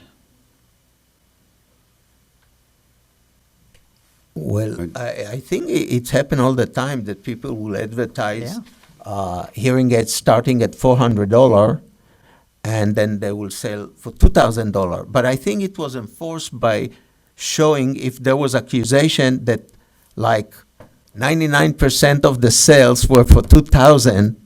This was the way that the board have proved bait and switch, right?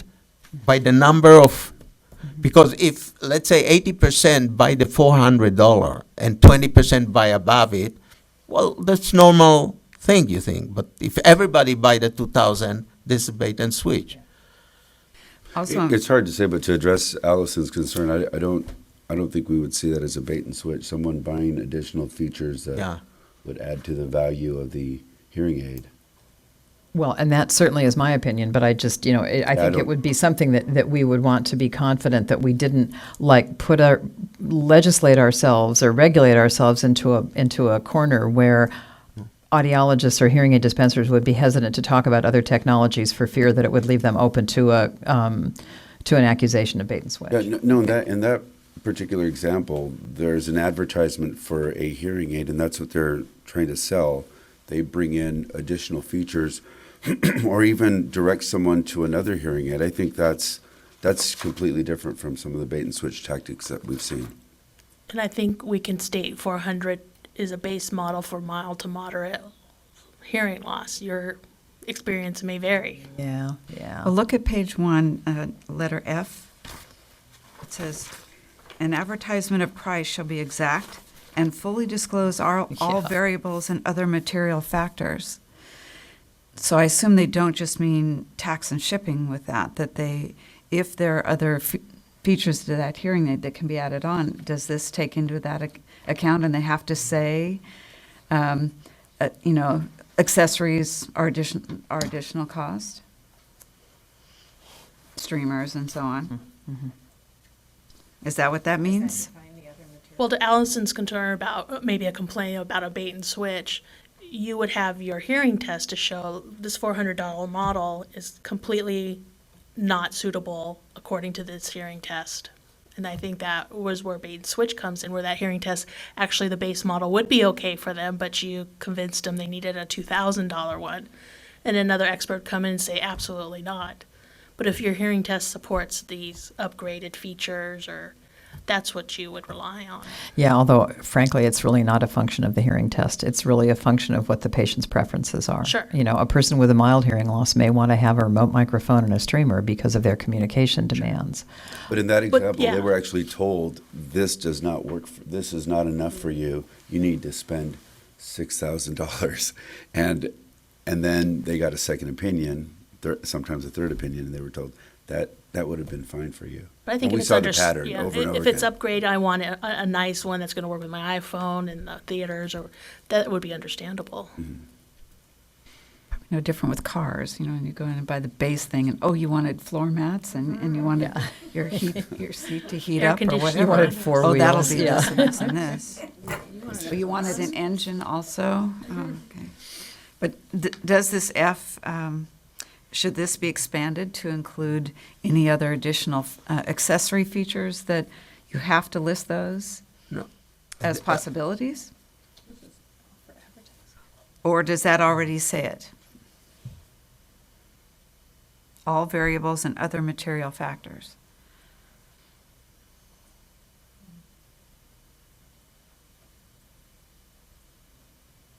So is that talking about a base, like Without $400 going out?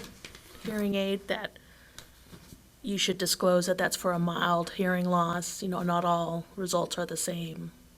You may not qualify. Is that what you're? No. This whole idea is really just one of the most egregious bait and switch tactics. Some people are much more subtle than that. But what Allison is saying is that they may come in, you'll see a price, $775, and when you get there, you can buy a hearing aid for $775. That's not, but is it a problem when you start saying, now if you want a remote microphone and you want a streamer so you can connect to your smartphone and you want all these other things, those are additional costs. Should they know that in advance in some language? No, it's too much. I don't I think, don't think so. So would this statement then be enough? Because it implies Yeah. that there could be other variables or material factors. Don't know what is, I think they're talking Variables and specifically material about the factors. hearing aid. Now, if you want to upgrade to other features on that, do you think there might be a better way to say all variables and other material factors, so it's a little bit more specific, like, other accessories available with this hearing, or something, Or 'cause what I don't you're- know, I don't really know what that means. Or what Do we she's know who- saying. Just one second. Do we know who suggested the language? Because we had a few edits, and then we had Noreen was our legal counsel for that meeting, and she Yeah, suggested. I have all those. but Okay, not- I'm just not trying with to, me. maybe we I could didn't ask, put this. maybe we could ask Advertising whoever of- came up with it, what their intent was. There's two different issues here. There's what she's saying is, yes, there are more advanced hearing aids that have more noise control and so on, so their price goes up. So there's internal features to the chip of the hearing aid that need to be addressed. And there's also what Allison is saying, that there's lots of accessories that can add to the cost if you choose to purchase them. I think that should be like this, an advertisement of a price of a hearing aid, put the word a hearing aid, shall be exact and fully disclosed, full stop. That's all. Okay, See? an advertisement What was of the last price at a part? hearing An aid. an advertisement of price of a hearing aid shall be exact and fully disclosed. And then don't put the rest of it, because we know if you buy an additional physical thing outside of the hearing aid, then everybody knows this is not part of the hearing aid. If you buy a streamer or anything, it's not part of the hearing aid. But Features. so an advertisement of a price of a hearing aid shall be exact and fully disclosed. That's it, full stop. I think we'll have to answer to the Office of Administrative Law, what are we fully disclosing? So I think we have to specify what that is. Is that features and accessories? And I probably need help from the hearing Yeah. aid dispenser people to. Could we add to that, including features and potential No, accessories? because there's Something like there's that, 'cause million It tells us, features. I don't know what other materials I don't means. know what material factors or variables are. That's not helping us with clarity Okay. for consumers as well as our hearing aid dispensers or dispensing audiologists. Okay, including features I don't know. and accessories. Would that do it? Fully So disclose Including all fully areas. disclose all features and accessories? Potential accessories? Well, potential also accessories is potential. huge. Yeah, no, that's huge. Okay, Just how do you wanna do it? accessories. So Marcia, let me just try to clarify what you're saying. An advertisement of price shall be exact and fully disclose all features and accessories. It almost has to say potential because, Except for unless you're advertising specific But if- yeah, you're right. Right. I think what we're trying to do is make them be a little more clear on what they're advertising. Like if you see, again, I'm going back to the automobile. This is a base model. And when you look maybe on another website, it says this is the Sport. the California version, the sport model, whatever. Right, and they always have those additional terms like, well, there's Right. only two available, for this price. Could we use some kind of language that just says other variables or other charges for other charges for features not listed may apply or can apply or could apply? I mean, this is, I'm just thinking of like a hearing aid. You could buy a model hearing aid with the name Squeak Tone, and depending on what you put inside of it and added to the outside of it, it could range in price tremendously. But it could all be a Squeak Tone hearing aid. That could be the name of every single hearing aid. It's not original. Yeah. so Karen believes that language, material factors, comes from BMP Code 651, which states that it is likely to mislead or deceive because of failure to disclose material facts. Okay. So I think that's where that probably came from.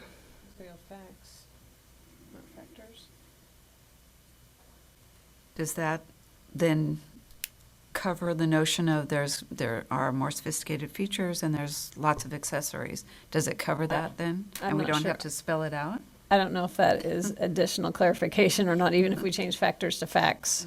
I don't know.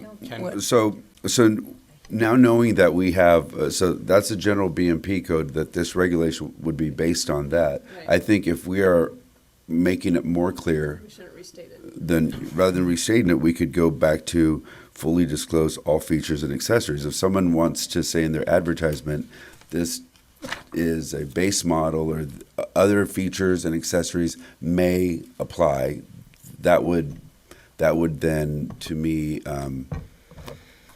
comply with the regulation, right? Mm-hmm. That suggests that these people who sell hearing aids know what they are. Can I suggest we just put a period after the word exact and eliminate the rest? The problem is a lot of these accessories are universal and can be used across product lines, some across manufacturer lines, so it's hard to make any exact disclosures, and they're not actually part of the hearing aid. It's something you add on top of the hearing aid. So as far as the hearing aid dispensing board, I don't know why you guys need to get involved with accessories or components that aren't part of the hearing aid. So you have a hearing aid, you have an ear mold, anything beyond that, why be involved? Probably because people are going to come in thinking they're going to pay X price, and once they get there, But they're... in an ad, you're buying a hearing aid, you're not buying other stuff. Well, you don't know you are, but until you get in there with the price pulls you in, and then when you're there, they're going to say, but this really works better with this, this, this, and this. And with if just a couple additional features, you'll be able to function better in noise, and pretty soon you're up there with things you didn't really know might be a possibility. I'm referring to the accessories themselves. You're talking about streamers, TV devices, anything else that works in conjunction with the hearing aid. If you're talking about hearing aids and model specific, why don't we just figure out a wording that talks about the model and technology of the hearing aid, and this is the advertised price of that, rather So than you're saying including that- other upgrades. Because the upgrades is a different hearing aid. It's not the same hearing aid. Yeah. You don't take the one hearing aid and add features to it. You're buying a separate hearing aid instead of a just for familiarity, instead of a Phonak V30, you're buying a Phonak V50 or a Phonak V90. So it's the same model, but it's a different technology, is how some manufacturers classify it. So maybe you can figure out a general term to identify a very specific hearing aid that isn't upgradable, but that's what you're buying, rather than talking about paying for the other features within the hearing aid, when you're actually talking about buying a totally different hearing aid.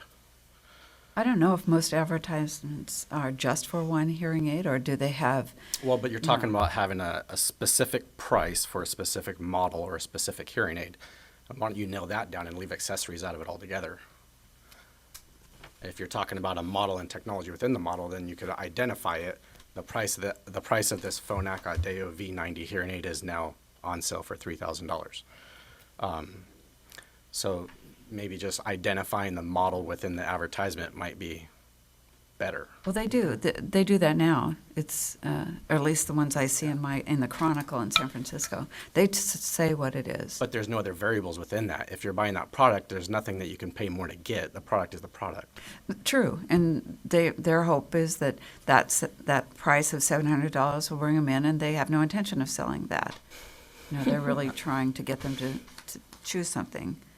So we're just trying to give them a heads up, so to speak, that that potential is there. Okay.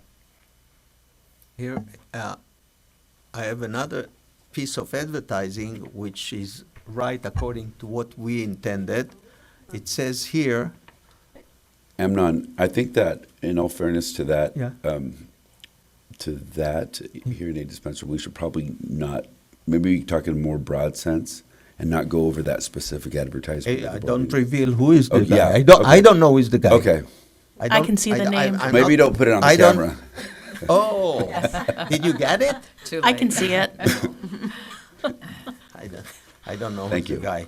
Okay, so here it says, and this is what we intend to do. It says Sonic Bliss 80, MSRP 2,700, 63% discount, your price $998. That is what we want that everybody will do. But now we're talking about the question of accessories, right? I think Features and accessories will be too complicated. I think accessories, everything that you buy in addition to the hearing aid is something else. You can buy it at the time you purchase. You can come 2 months later and you want to add it.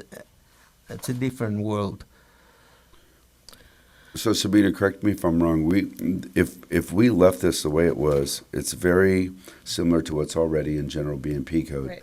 I think the purpose of putting it in regulation would be to clarify to the consumer and to the hearing aid dispenser to help them comply with the law, right? Correct. So So- by restating 651. If we don't is restate not it at all, then the board has authority to interpret that and apply that.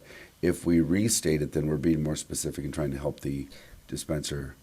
Yeah, so if you, for example, the words are material I'm facts. sorry, I said restate it, not restate it, clarify it. Right. We don't want to just Right. copy and paste into the regulation.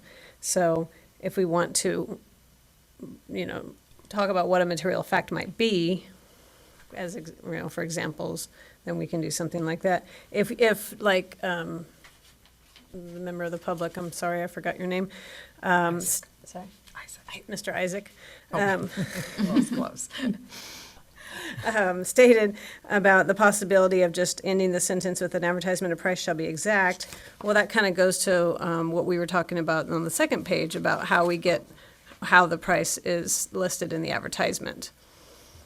So the point was to clarify So- what's in B&P code that says, and fully disclose all variables and material facts. Right. So the bottom line is when a consumer goes into a location to purchase a hearing aid, they think they're spending a certain amount of money.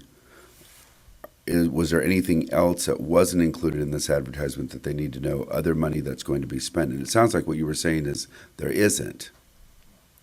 If they want that model. Sure. Because if there is, I think we just need to try to help help hearing aid dispensers comply with the law. Yeah, and maybe in certain circumstances there would. Some people charge more for ear molds out of pocket, or as we're moving to a more unbundled model, I don't know how many of you are familiar with that, some people can sell a hearing aid and then charge a service fee for fitting it. So there could be other components that may come up more often in the near future as our industry kind of shifts. That may kind of be what we're trying to incorporate. So it may be, I don't know how to word it, but all services including to fit the hearing aid. Yeah, you raise a really interesting point about the bundled and unbundled. That one might, that's a whole additional wrinkle that I wasn't thinking about. But you're right. Does this include all of your services on the day of sale? Does this include all of your services during your trial period of 45 days? Does this include all of your services during the hearing aid warranty period? Yeah, that's a sticky wicket. That could We've be been a down can that of- road. That Yeah. could be a can of worms because there's nothing mandated on what Exactly. you're Yeah. providing. So, Yeah. Purely the sale of that. Yeah. Purely the sale of that hearing aid. Yeah, and so Exclusive of maybe that's the services. only thing you might want to take into consideration. Right. Yeah. Maybe sale of hearing aid and prices or in services included or something. I think the intent of this was to disclose what we're advertising and any other features and accessories that might be. I think it's really to help with those that aren't advertised. So you come in and you think you're getting A, but then, you actually need B and C to make A work. So Yeah. this is, we're only advertising A, but I you have didn't to know spend that. another $1,500 for this hearing aid to work. And I don't know if that's the case. So what do you suggest, Marcia, as far as this language, as far as F? Yeah, just let me back up for a second for what you said. We went down that road a long time ago, and we saw that people wanted to unbundle so that they could keep some portion of the price by calling it a fitting fee. And I remember many discussions that said, we're not going there. They have to refund all of it. until we say otherwise. Right, and I but- don't want to get off topic. That's Yes, another but I issue. do wanna We tell you actually why have we a don't legal go opinion there. on that.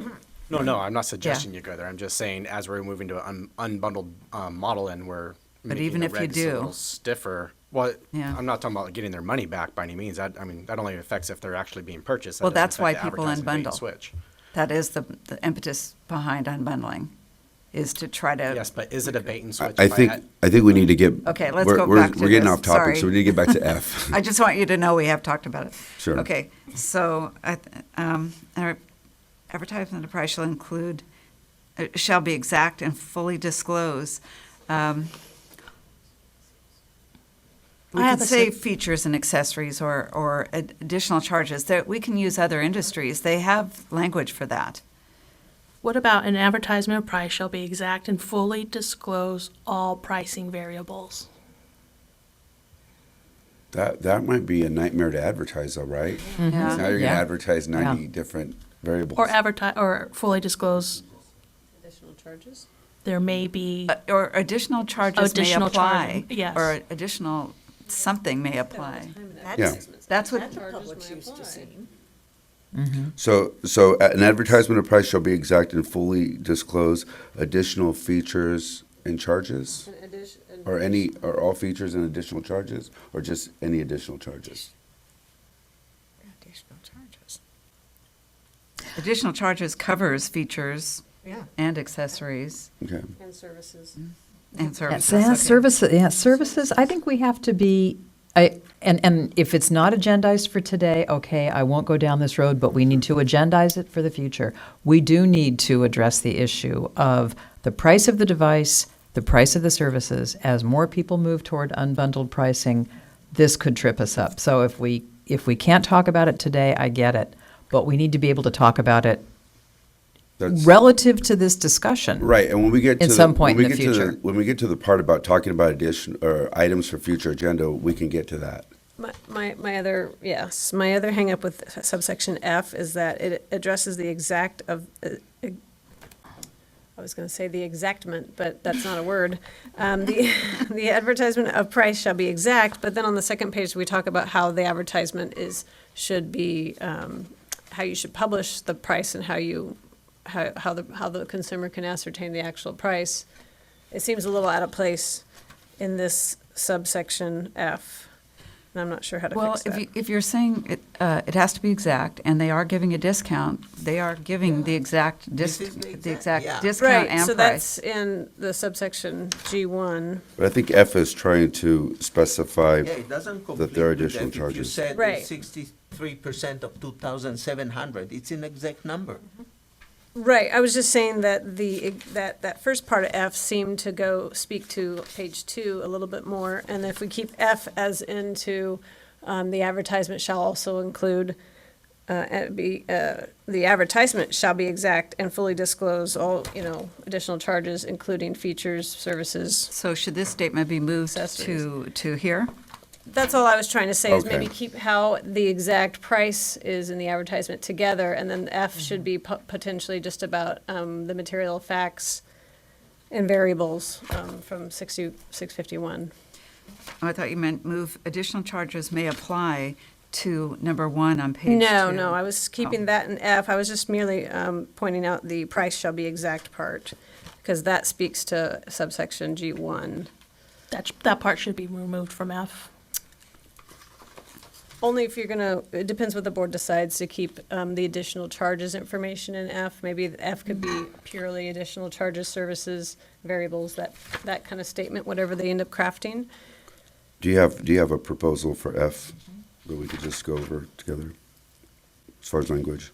The advertisement shall, if you take out of price, the advertisement shall be, I don't know if you want to keep in exact and fully disclose.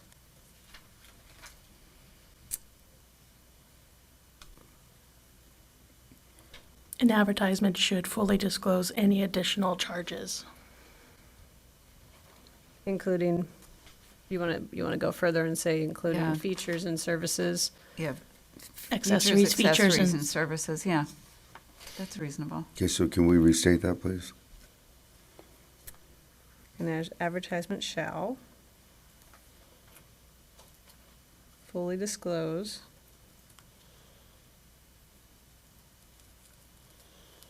all additional charges? Charges. Any and all? Including-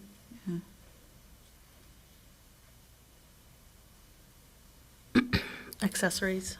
Features and services? Is that, did I miss one? Accessories, features, and services. Is that, I'd say the is other. that a nightmare of a? Do we need to say that? I'd say Services is features what you first said the because first those are time. native We to just the say hearing aid additional itself. charge. Yeah. Okay. Accessory. Features, accessories, services. And can we say any and all rather than just all? Because some people might choose one One, feature but not but the none other. of the others, or somebody might go for all of them. Is that, I don't know if that helps. And you could also, I mean, I don't know what the board, how much you want to, including but not limited to, but, I mean, you might end up with an advertisement that's, Yeah, exactly. you know, Yeah, exactly. you Yeah, know. yeah. They seem to be that long anyways. I'm not, and I'm not the expert on Okay, so advertising. Features, accessories, and services covers. I want to make sure the board knows what they're approving. Again, Yeah, so this is restating F, and can somebody like reiterate again what that's going to say? Any advertisement Okay, shall. any And advertisement. advertisement. An advertisement? And Shall. advertisement. Or should it be any? And. The an advertisement. Go ahead. shall. Shall. Fully disclose any and all additional charges, including features, accessories, and services. Guess we should say hearing aid features, hearing aid.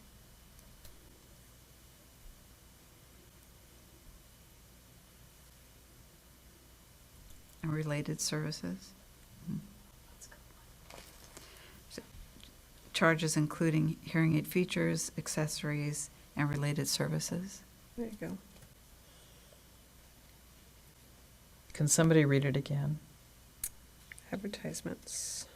An advertisement shall fully disclose, an advertisement or advertisement shall fully disclose any and all additional charges, including hearing aid features, accessories, and related services. Well, should it just be features and accessories? Aren't we just talking about the sale of a hearing aid? Are we charging for services? Well, that gets back to the programming of the hearing aid. Yeah. Because the hearing aid, But that's included in the sale of the hearing aid, right? well, I mean, thank you, maybe yes, maybe no. Maybe I could say, hey, this hearing aid in a box, this is what I'm selling you, but my service is to program the hearing aid. But we already have a legal opinion on that, so we already know that that's part of the sale of the hearing aid. Okay, so we know that a hearing aid that is sold includes the programming that the dispenser does. Okay. Yes. That's something we've known for a long time, right? That's part of the bidding process. Okay. People do attempt to unbundle. Right. And Yeah. that's Yeah. still its own issue. Right. Okay, so it says advertisements shall fully disclose, it just has a short in it, it's fine. Okay, advertisements shall fully disclose any and all additional charges, features, accessories, and services, including, okay. It could say including for. Okay, additional charges including for hearing aid features. We're not just including features, charges, including charges for hearing aid features. Accessories and services. You don't want to say services, Paul? You want to take services out? Is that Well, right? Is there any other? I think so we're talking about additional charges. They're advertising for something, and then they're going to charge a consumer for something else. That's what we don't want. So if they're charging for something, we want them to be able to, we want someone to know that as they go in the door. That's what they're getting.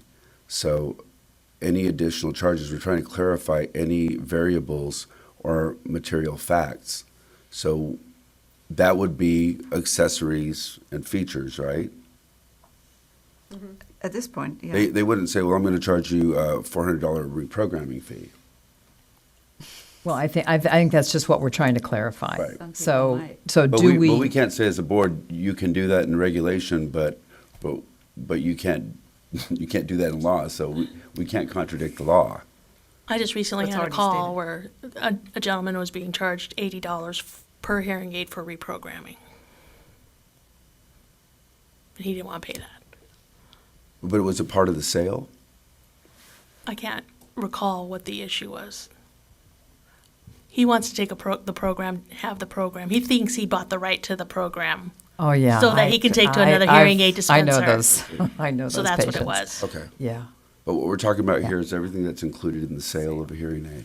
So I think that we want to stick with, and maybe Isaac can help us here. I think we want to stick with the features and accessories that are associated with the sale of a hearing aid. Our personal opinion is accessories should be completely separate. Yeah, I agree with this, because if you have on the shelf 20 accessories and you're selling hearing aids, and every advertisement that you put for a hearing aid model, this and this, $1,200, you have to go and put on the advertising all the 20, because there's a chance this guy will buy one of the 20. So You don't have to list every one. So here's going back to my original thought. Then wouldn't it just be any additional charges?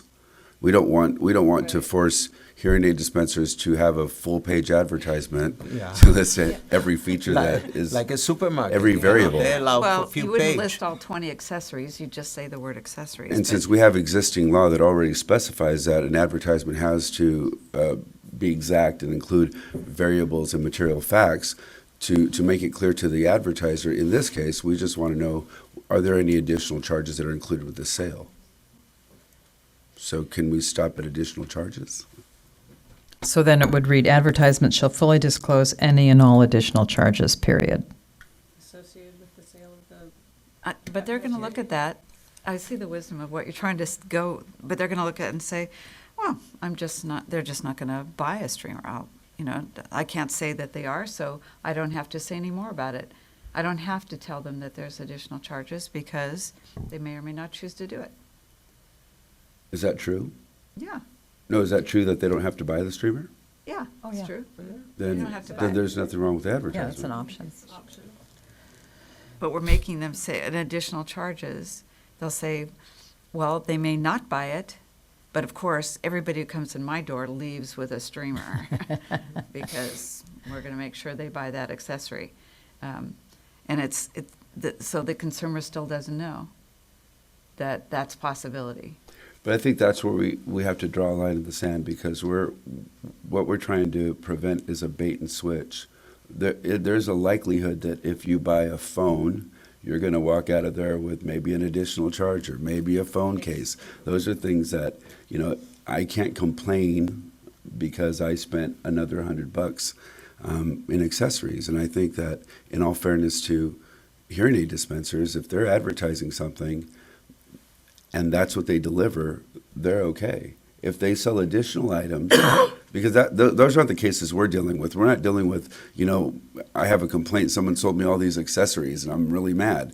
No, they completely misled me and sold me something I did not need. And they did it over and over again. Do other industries in California, like AT&T or whatever, are there any regulations for them that have to say, that you might end up with additional charges, or nobody has to say it?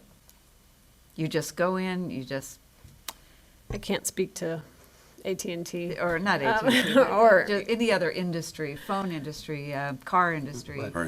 They have to say. Yeah.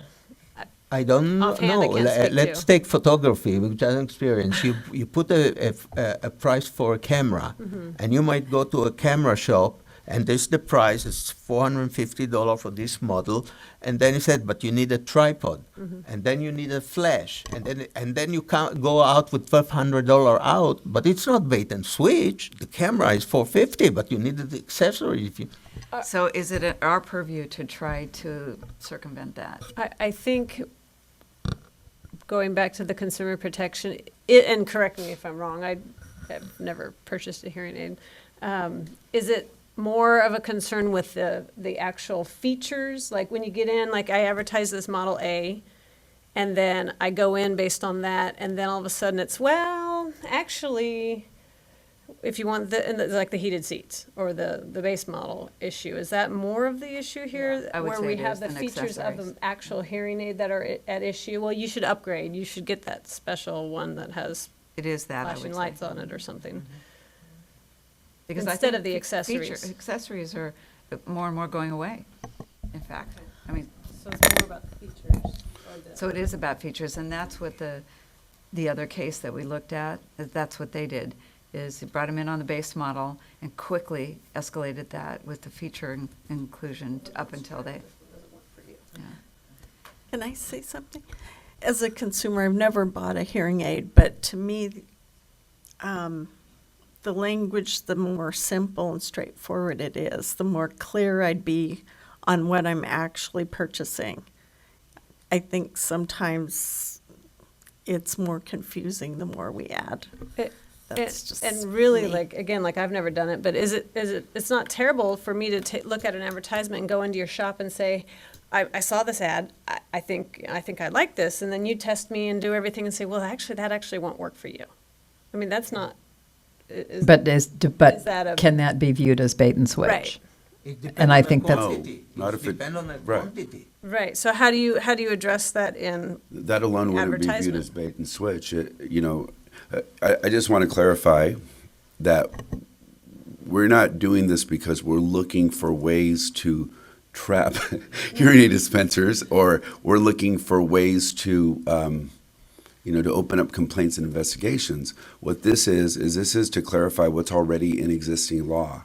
So we don't have issues, as far as I know, correct me if I'm wrong, Marty, we don't have issues with people coming in and saying, I spent more money on accessories. And there are issues where people just have buyer's remorse. And we don't, and we tell them, we tell them what the law is. There are things that are out of our jurisdiction, and most of the complaints that we receive are closed, out of jurisdiction, insufficient evidence, whatever. But this is an issue to make sure that people are advertising what they're selling, right? What they're going to sell that person when they walk out the door, or to be truthful. This is what it is. So the consumer knows when they go in, when they, So I think all we want to state here is, if you're advertising something, it has to be exact, and whatever you're advertising is what you're advertising. If there are additional charges, then you need to tell people there are additional charges that there's may a, apply. yeah, programming or Right. whatever. So I just wanted to chime in that we've been talking about this for 45 minutes now, so maybe we want to wrap it up, because we could probably talk another 45 minutes or longer, but probably we need to make a decision. And we're really close. Yeah. I would probably say it bothers me, this idea that I have the feeling that consumers believe that there's a base hearing aid and it may not be right for their hearing loss. There's probably about 5% of people where that may be true. They have a profound loss and they want to wear a little tiny thing with not enough gain. That's rare. Today's hearing aids are so expansive that you can fit nearly every hearing loss with any hearing aid. So that idea needs to go away, that we really have to upgrade your hearing aid because of your hearing loss. Yeah, but it's not completely, yes, I agree with you, the majority of the cases that is true, but there are going to be those people who are going to come in and they're going to need the superpower model, which frankly Yes. is a more expensive hearing aid. So there has to be not some at all. way. Not well, at all it- more expensive. Depending on the manufacturer that you're working with. But I think that there has to be some way to acknowledge the audiologist's or the dispenser's discretion to select and dispense a product that is not exactly what is, you can advertise a hearing aid, but it is not going to necessarily be appropriate for 100% of the people who walk in the door. So whether that difference is 1% or 15%, there has to be the opportunity to say, you know what, yes, I advertise that, and now that I see your ear, see your hearing loss, that hearing aid in that advertisement is not appropriate for you. Then should the advertisement say, yes, here's hearing aid for $775, not May not be appropriate for all appropriate for all consumers. hearing losses. Yeah, that might get around it. Just with regards to, we made a comparison to other large purchases like cars. Do you think it would be helpful to see what's in law and what's in regulation for other industries and see how that might be I was adapted trying to to this? ask that, I mean, So a couple things. I'm sorry, I didn't hear what you said. Marcia, did Oh, you? no, only that I had Oh. asked her if we could look Okay. at other Yeah. industries. Right. Yeah, yeah. So what I'm not sure if we can resolve this one subsection today. I'm not sure if we want to revisit it. I had a couple other just minor edits, just like grammatical type of edits that I ran across to in other parts of this reg. I don't know if you guys want to take a break and come back to this sentence after a short biological break. I think we probably need a break, and then we can come back and address this. Okay. I can go over my edits now, or when we come back from the break. It's just simple little grammatical I say we stuff. take a break. So, Break. How long can is you that? tell people to come back at a certain time? It's about 10? 5 minutes? 5. Okay, quick 5-minute break? Don't be looking at me, I can go fast. Looking at me, I can go fast.